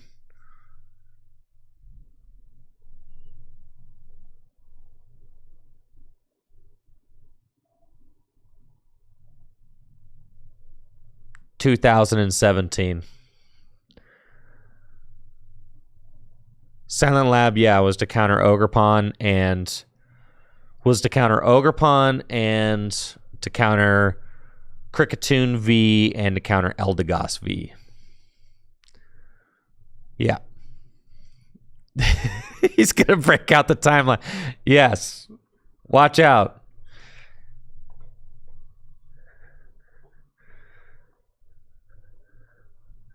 It toned down Prime Catcher is literally, yeah, cross switcher or whatever the right cross switcher, right?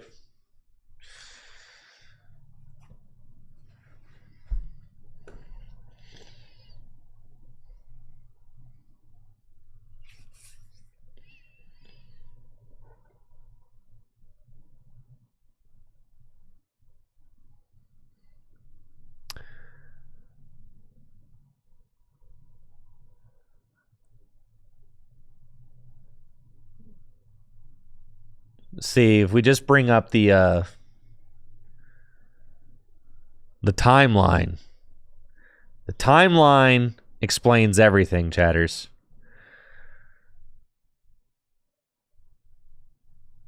See, here's the timeline. Yes.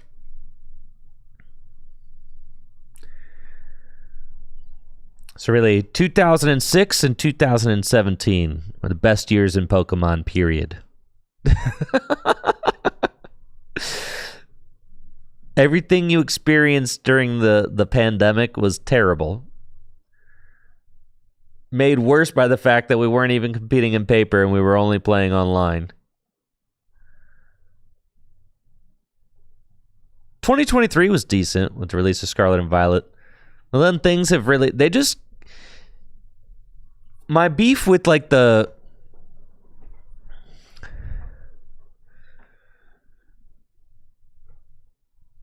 My beef with the way that the Scarlet and Violet the way that block has been going is that they just keep making things. They keep making things just take huge one-hit KOs and like go faster. They just keep doing it.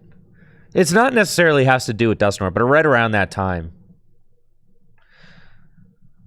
They just keep, like, look at the Cloth Terapagos deck. Like, they just keep printing stuff that's just so broken, right? Like, why does Latias EX have to give all basics free retreat? So that we could go faster and achieve win cons quicker, right?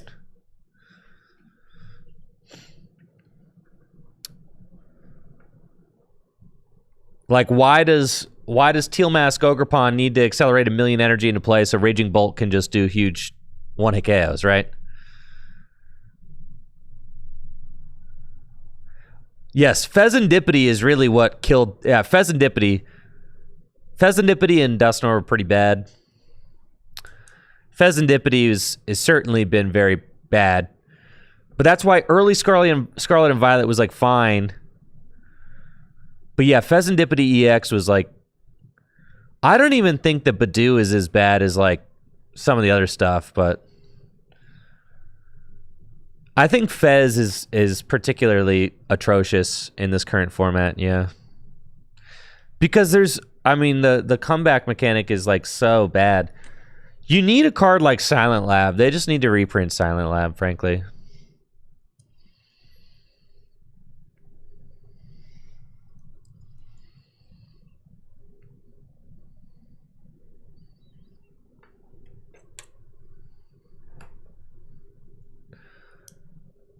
Silent Lab, bring it back, dude.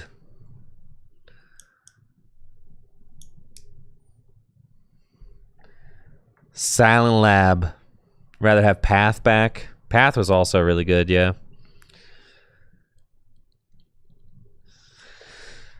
With the upcoming release of Legends Z-A, rumors are that we're getting Megas back in the TCG. Thoughts on Megas making a comeback? Well, the first Mega mechanic was pretty terribly yeah, done.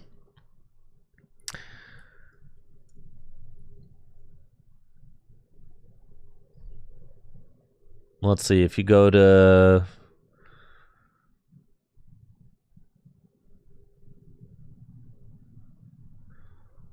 Let's go to PTCG Legends. Yeah, if you go to, like, Nationals... When I think of Mega decks doing... Oh, there was Mega Audino won Worlds one year. Yeah, I mean, I guess so, right? It's like, I freaking guess so, man.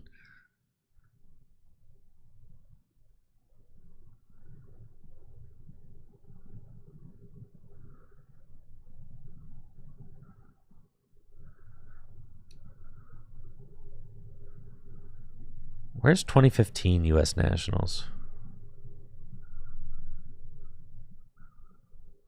Anyways.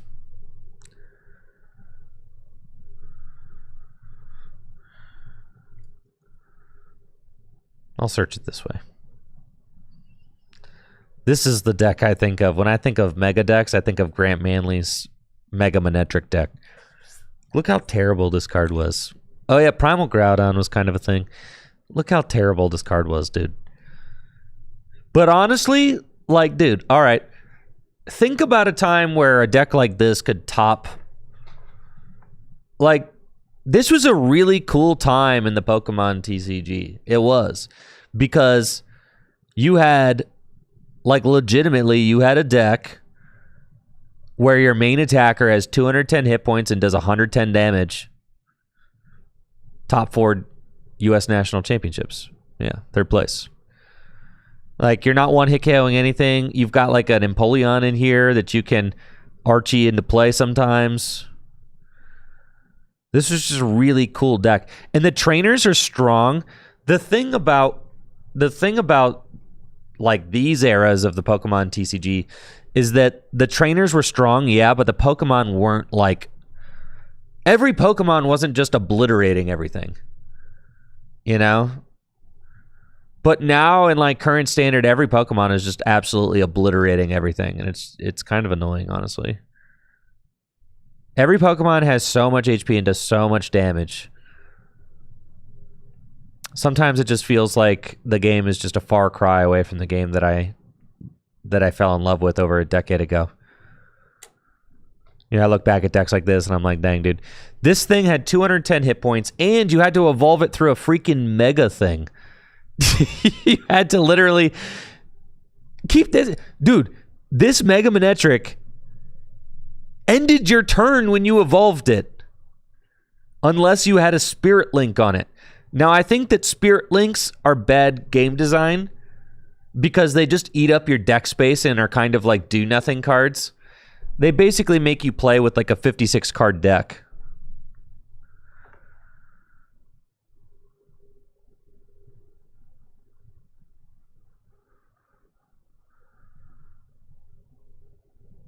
Oh, this format was cool. Look at this. Kyogre, dude. Whew. Thank you, X Factor Steel, for that Prime sub. 38 months. Appreciate you. Thank you. No, I don't think that the Pokemon... I don't think the Pokemon should continue doing Spirit Links. No. I think that they should be done with Spirit Links.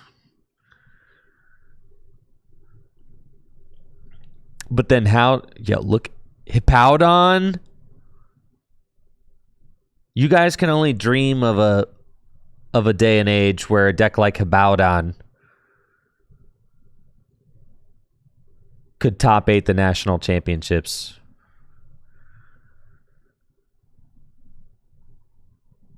Look at this. Look at this glorious deck right here. Resistance Desert. I'm kidding. Resistance Desert. 60 damage. Prevent all damage done to this Pokemon by Pokemon EX. Crazy.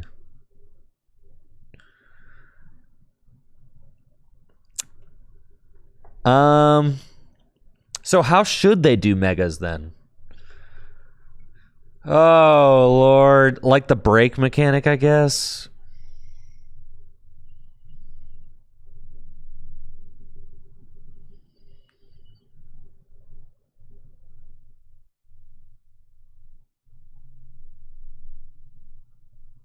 I knew a guy who played a really cool Zoroark break deck once.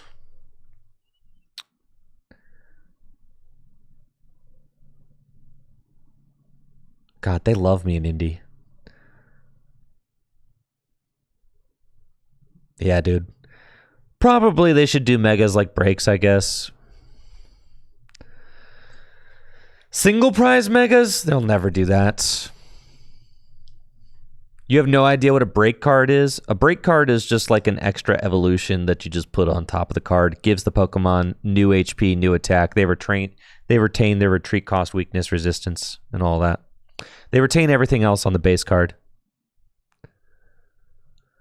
Doing them like level X would be neat. Yeah, make it a little bit harder than break evolving. Yeah, that makes sense. All right, folks. We are getting ready for round number 4. The thing is, though, I just feel like the cards are just too broken. Everything's so broken, dude.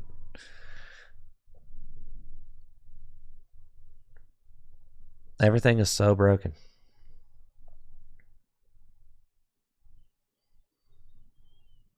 But oh well.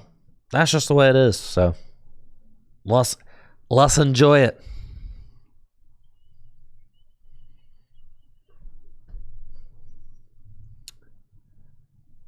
Let's get down to the table.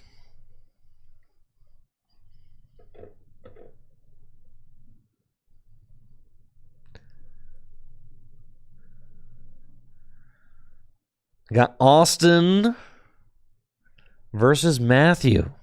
Okay. Round number 4, final round tonight. Let's go.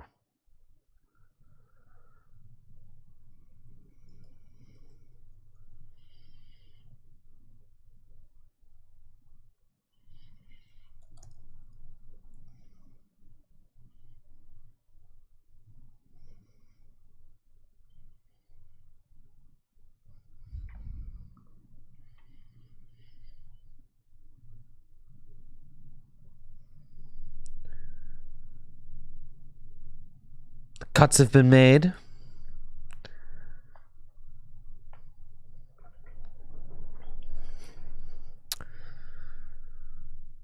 And players are drawing their hands. Let's get down to the table and see what's up. I mean, if you think about it, Pokemon just kind of like officially introduced the first 400 hit point Pokemon. If you think about it. Did any of you guys notice that? Cynthia's Garchomp.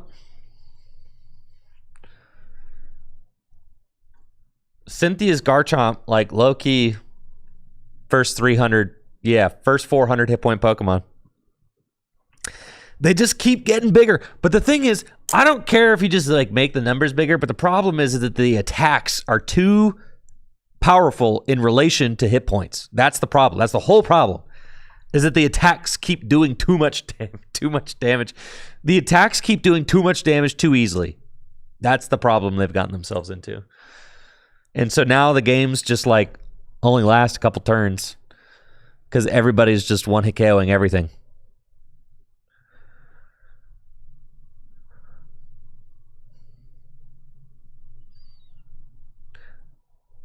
Zard with Hero's Cape was 430. Yeah, but that's an A spec. So, like, I'm willing to forgive that. This is like, you can make it so that every single one of your Cynthia's Garchomps has 400 hit points.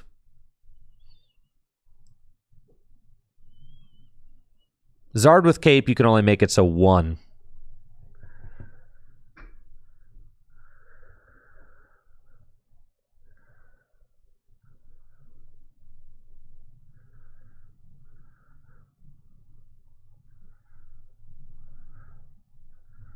All right, final round. We got Matthew Peoples on the right versus Austin Charles on the left.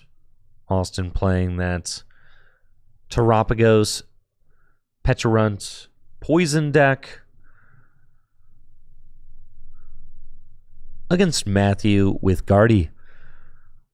Who will be your Wednesday night champion on this lovely February 26th? I'm going to text Heather and get the prize payouts.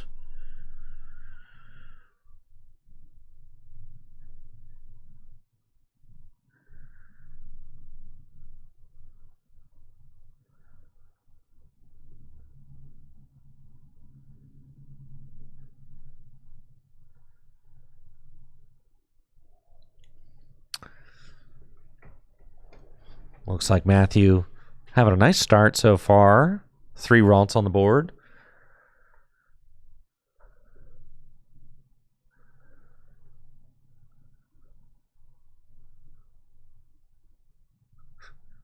Noah says, I read somewhere that one of Creature's developers says that they keep increasing the HP because kids like seeing big numbers on cards. It's true. It's true. It's true.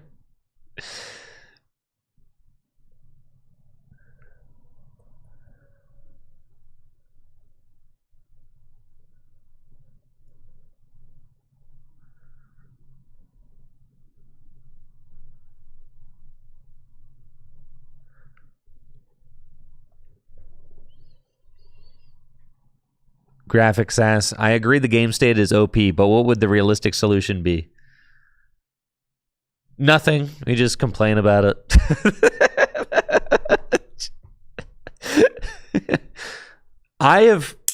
My solution is that you restart. Restart the trading card game.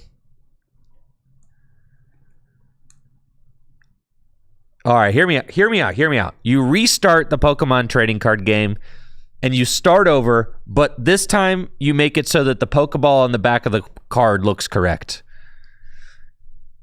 You just restart.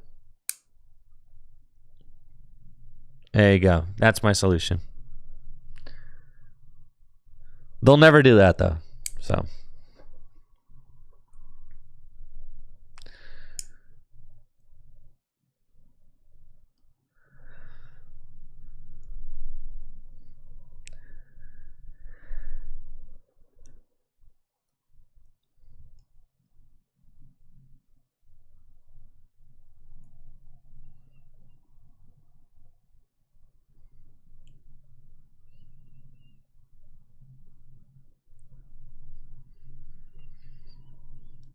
because the only way to like rebalance stuff is like you try to rotate the broken stuff, but then like what are you going to do? Print bad cards for 3 years while everything rotates? Like, no. Graphics says, how do you introduce that to a regular releasing product schedule? You have to release one mega set with like 500 cards in it. The base set for the new Pokemon TCG would have to be like 500 cards. Something like that.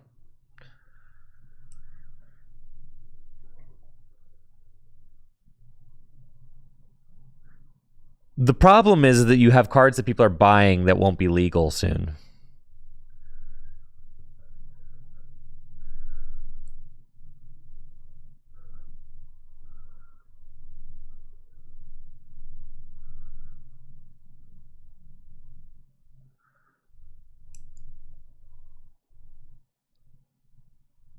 I've just kind of resigned that this is just the new normal for Pokemon cards now. You can't go back. But I don't know. Maybe the game gets to a point where it was like in 2017 where everything was just really balanced and enjoyable. But I think part of what made 2017 so fun was that all the decks were 2-hit KOing each other. That's what made 2017 so fun. Lots of 2-hit KOs with the occasional 1-hit KO. Like that, I feel like that should be the relative balance of the Pokemon TCG should be primarily 2-hit KOs with the occasional 1-hit KO. But the way that the Pokemon TCG has been going for a long time now is that everything's a 1-hit KO.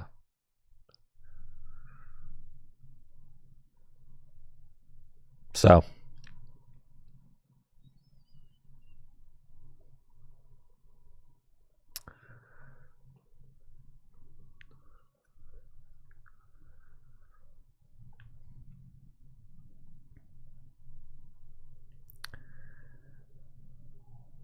all right, Austin getting in there early on with Cloth. Let's see what Matthew's got in order to respond.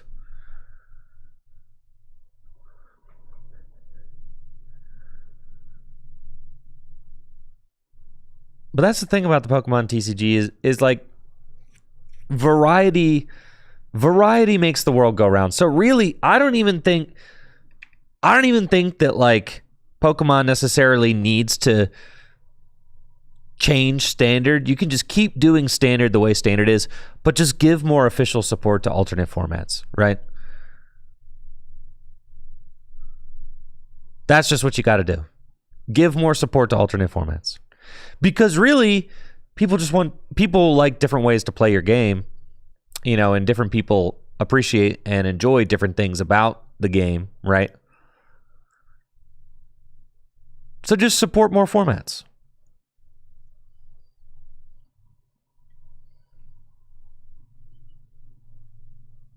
That's probably the most realistic solution.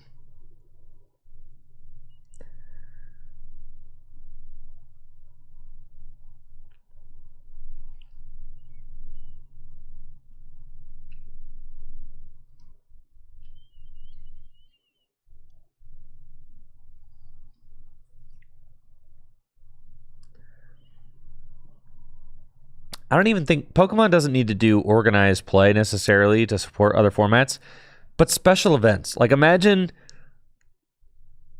like, I don't know, like a gym leader challenge special event or something. Like that would be nuts.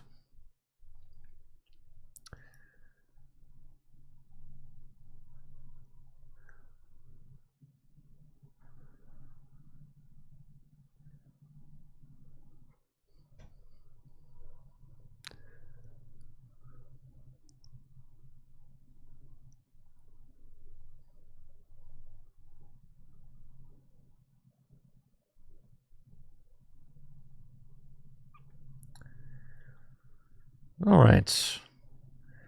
Matthew with a little bit of a slow start. Austin capitalizing, getting quick knockouts.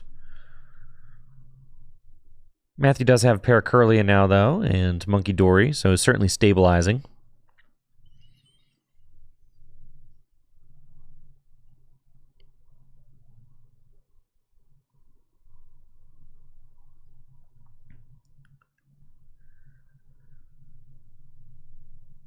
And Austin has the opportunity to, chase down a Curlia. Kloff's taking another knockout.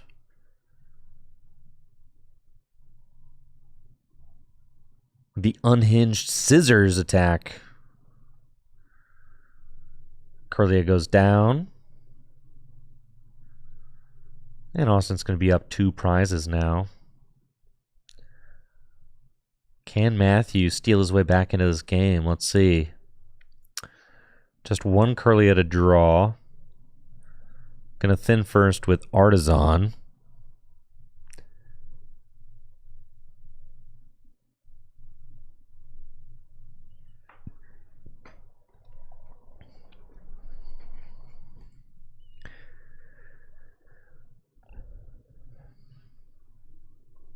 I don't know. So for me personally, I've just been enjoying like doing these kind of fun challenges with my friends. Like, honestly, these all-star challenges that I've been doing with Jesse and like the deck building challenges that I've been doing with Heather are some of the most fun I've had playing Pokemon cards in a long time. So like, you know, so when it's kind of like, think of it this way. What's the best way to play the Pokemon video games? What's the most fun way? Like by and large, what's the most fun way to play the Pokemon video games that people just love to do?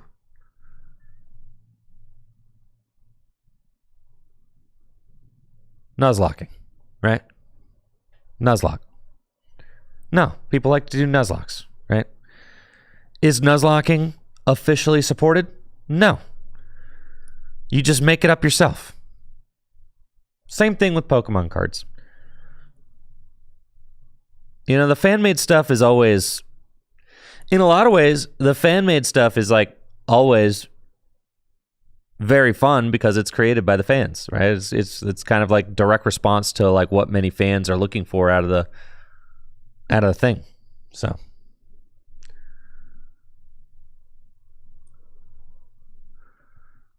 yeah, I love alternate formats in the Pokemon TCG, but the thing is that the Pokemon TCG competitive scene is not as big as like Magic the Gathering. So like with Magic the Gathering, you've got like Commander is so big that you can support. You've got entire YouTube channels that are very popular and dedicated only to Commander. Whereas like, you know, Pokemon's not big enough to be able to do that for any given alternative format. So.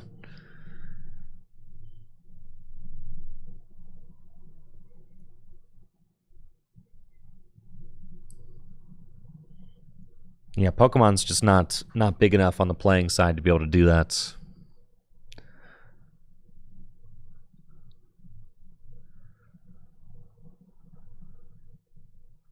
All right, here's Gardevoir.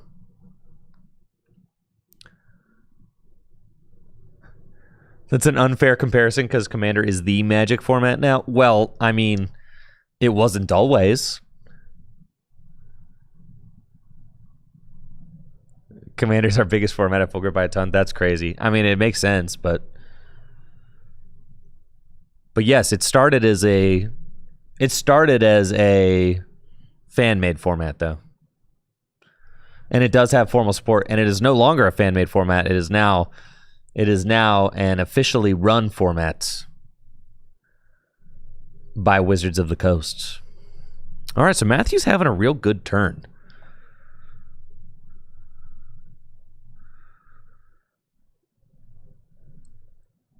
David Hernandez says, makes me sad we don't have at least one other major format. Well, Gym Leader Challenge is looking pretty solid. We just had a over 100 player Gym Leader Challenge side event at the European International Championships. We've got another Gym Leader Challenge tournament with over 100 players happening at the Full Grip Games 4K doubleheader weekend.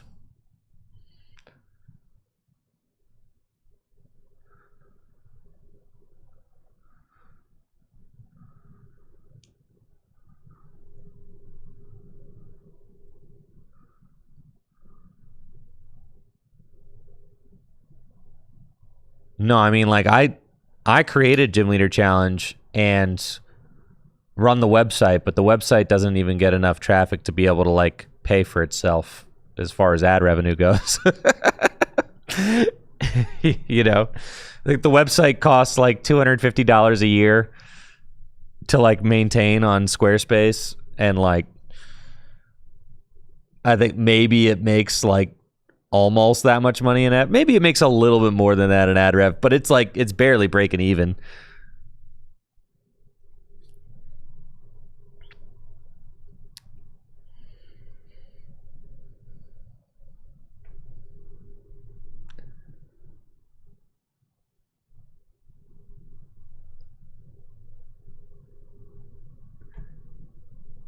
GymLeaderChallenge.com does get, it gets good viewership though, honestly. I forget. I'll hop onto the back end of GymLeaderChallenge.com now and take a look, because I'm curious. Honestly, if you guys want to know the real money-making technique, no, I shouldn't say it. I shouldn't say it. People are going to get their tinfoil hats on. All right, but I'm going to say it. Okay, anytime there's a ban, traffic to the website spikes like crazy. So all I need to do is just ban a card every week.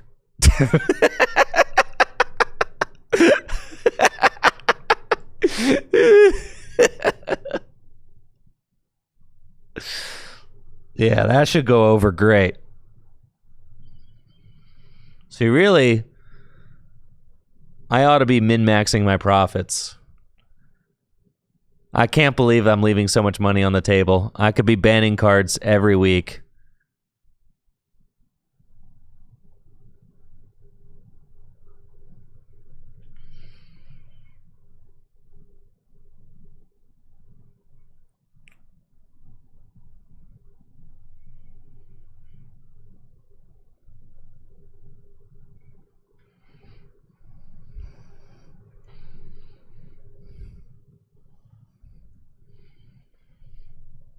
Ban one fairy card per day for a year. My goodness. Till all the fairy players stop.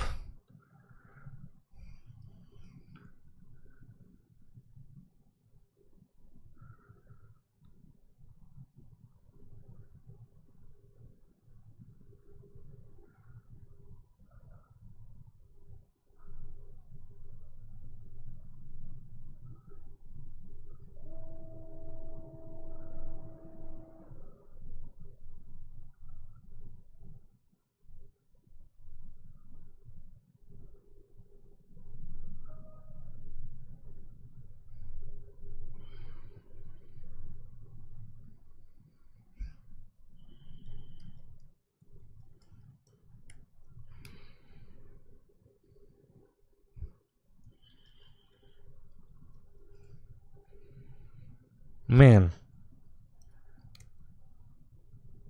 I'm having a terrible time trying to log into the back end of my Squarespace right now. This is terrible. We got ourselves a gamer game going on, though. That's cool. Yeah, this is a good match.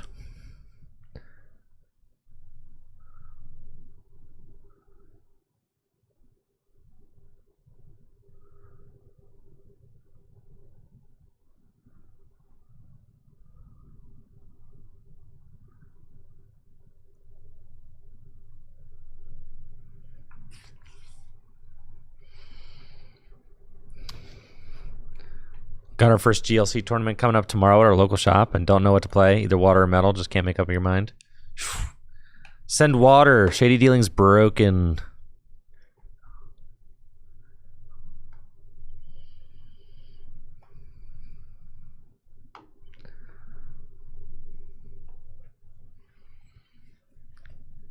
Kurt Schultz asks, what's the easiest way to get into Gym Leader Challenge? Easiest way to get into Gym Leader Challenge is to read the Getting Started guide on gymleaderchallenge.com. That's the easiest way. We got Gym Leader Challenge League tomorrow, and I stream Gym Leader Challenge League every Thursday night. So if you're interested and kind of want to see what the gameplay is like, I'll be live streaming the GLC events tomorrow nights and every Thursday nights at about 7 p.m. Eastern Time.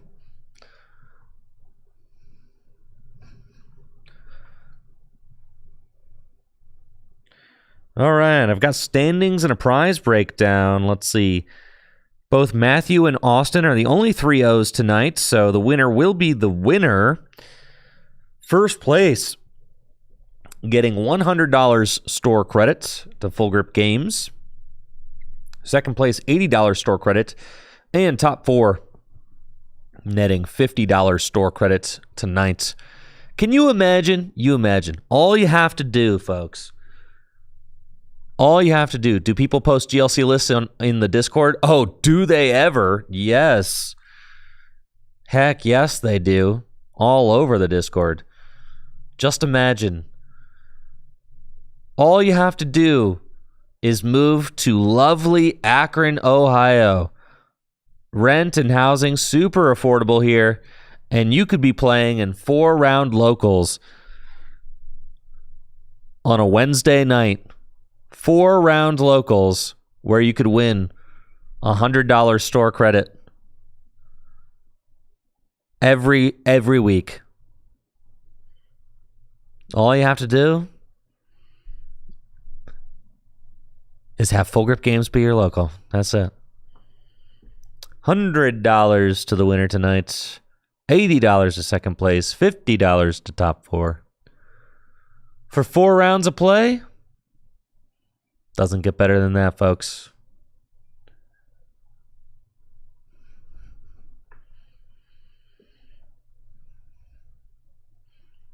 Am I being paid by the city of Akron? I don't know. Maybe that'll be an...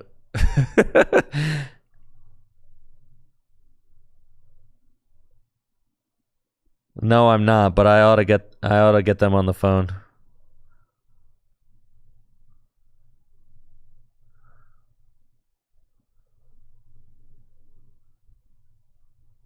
King Jester pays $15 and gets 1 pack for locals. What? It's robbery right there.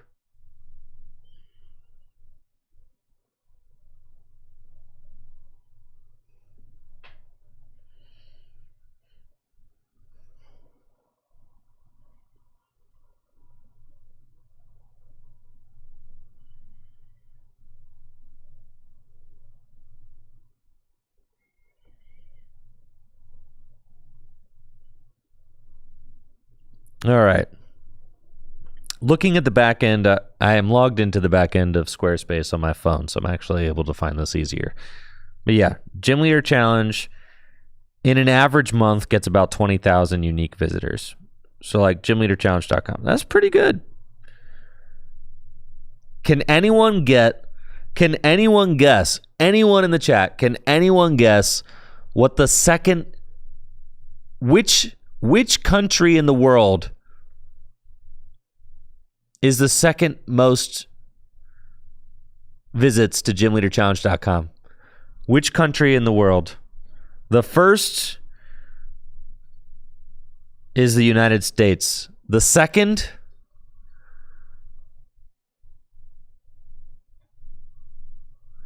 which is it?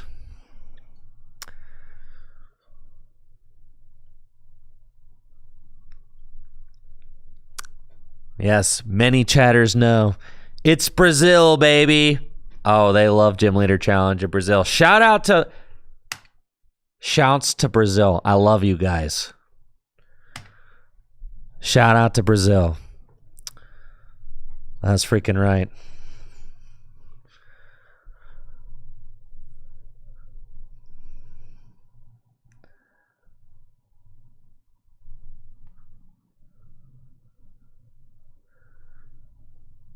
And then third is the UK.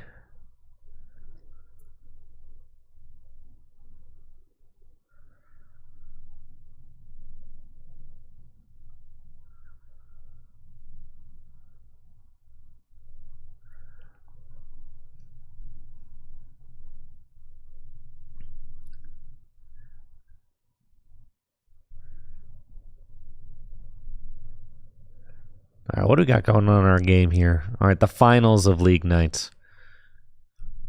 Let's put my overlay back up and pretend I'm doing my job. Sorry, it's late.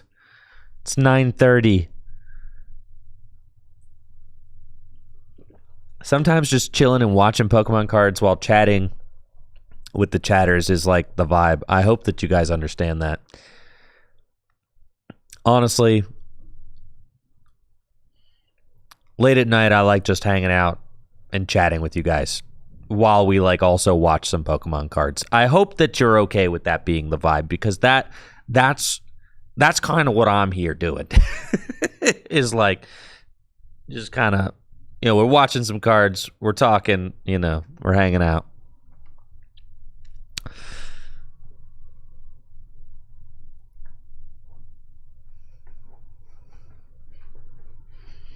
Do I always solo cast? Not for the bigger events.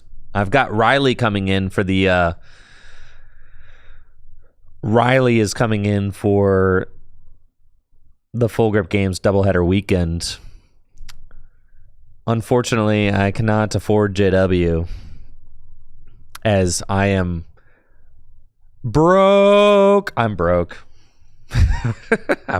Can't afford 2 commentators. Can't even afford 1, honestly, but the shop's paying for half O'Reilly, so that's fine.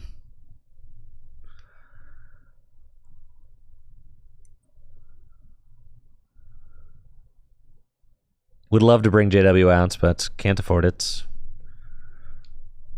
Riley's coming out, though, so we're going to be co-casting the event, and it'll be a lot of fun.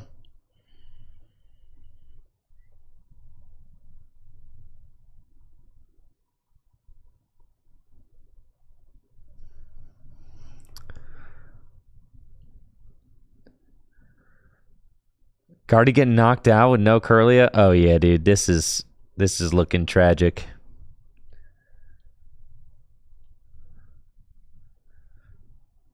Yeah, that's not great. All right, can Mawile win this game? I'm guessing no. I'm thinking this is it.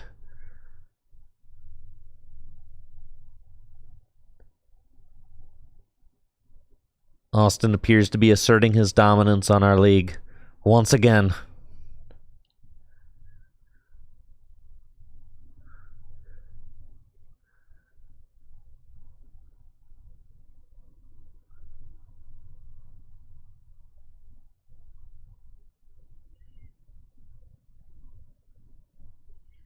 And Austin just has 1 prize left. Yeah, there can't be a way out. Like counter catcher to Latias. And there you go. Kieran, GG's. That's it. Austin is your winner. Congratulations to Austin and Matthew. GG's all around, but Austin will be your 4-0 champ tonight with Cloth Terapagos. Not the exact list that Ryuki used to win the European International Championships, but similar. We did see that Blood Moon Ursaluna put in some work earlier in the night, and Austin taking that dub down. So congratulations. $100 store credits going to Austin. If Matthew gets second, he will be $80 store credits.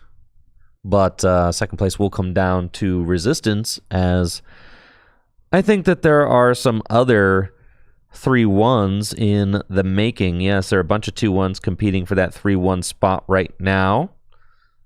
So we'll see who ends up in top 4. But for tonight's stream, it's going to do it, chatters. That is going to do it. I am really excited. I'm really excited about this next video I'm editing right now. It's a really good one. It's going to be for Hideout again. I've got more Tricky Gym main channel videos on the way, but like I want to keep the momentum going on Tricky Hideout, so I'm going to push out this. I want to get my second Tricky Hideout video out by the end of the week, and then I'm going to work on getting caught up on the Tricky Gym main channel YouTube videos. Really, the Tricky Gym main channel YouTube videos, it's like if there was going to be a lull in the content on Tricky Gym main channel while I got like the studio built, this was the time to have the lull. Like, what are we doing? Like, Journey Together doesn't come out for, another month and a half. And rotation happens in a month and a half. It's like, this was the time to have a lull. So I'm at peace with that. But my goal is for post-rotation and for Journey Together to really like hit the ground running with, with the standard content on Tricky Gym. And then, also to keep the creativity and the fun going on Tricky Hideouts. Very excited about this next video. And the cool thing about Tricky Hideout is that none of the video, this is something that I've been feeling lately. Like, I love streaming, but then also if I stream something that I plan on making into a YouTube video, like, people won't click it because they've already seen it. And that actually is bad for your, it's bad for your YouTube algorithm stuff. So it's like, but I don't want to stop streaming it because, like, it's a great way to connect with people and showcase the content as well. So, like, I'm not exactly sure what the solution is there, right? Yeah, not sure what the solution is, because, like, if I spend, like, say I spend 15 hours, 20 hours, like, editing up a stream VOD for release on YouTube, it's like if and then, like, the biggest Tricky Gym watchers are not clicking that YouTube video because they've already seen it on the live channel, right? Then that tells the algorithm that the biggest Tricky Gym fans don't want to watch this video, which means that it gets buried, right? So, like, so that's something that I'm having a little bit of trouble reconciling right now, or like trying to figure out, but I don't know. I don't really know what the solution to that is. But I am very excited that that the Tricky Hideout content is all YouTube exclusive. So, like, none of that's getting streamed. And that makes it so that every, like, Tricky Hideout drop feels like it's, I'm also no leaks on anything that I do for Tricky Hideout. So, like, I'm never telling anybody what the next episode's going to be or whatever. So that way it's like every episode is like a surprise. And I'm really excited about that. That seems sick to me. The VOD channel is sick. Well, thank you, David. I'm glad that you appreciate the VOD channel. And maybe that's just like what it has to be is that I spend less time editing for the Tricky Gym main channel. Maybe it's just more stuff just getting tossed up there. But that pains me because I know I'm capable of better. But honestly, the ROI on heavy-handed editing on the Tricky Jim main channel hasn't been like, it hasn't been paying off. And if you look at like Azul's channel is just literally stream rips. So like, you know, could just do that. But then that's, yeah, I don't know. There's a lot to think about. Anyways, I'm out of here. Y'all have a wonderful night. I'll be back tomorrow, same time, 7 p.m. Eastern time. A little bit before that to start the stream for the Gym Leader Challenge stuff. Y'all take it easy. Thank you so much for the support. Make sure to check out FullGripGames.com for all the best Pokemon trading card game singles and sealed product, as well as DragonShield.com for all the best sleeves and accessories. DJ Great Dane. I am not going to any regionals this season. I am retired from the World's Grind because I have a baby and a family now that I'm taking care of. Not to say that I'll never go to another event, like I'm planning on going to NAIC, but for now, my priorities are different. See ya.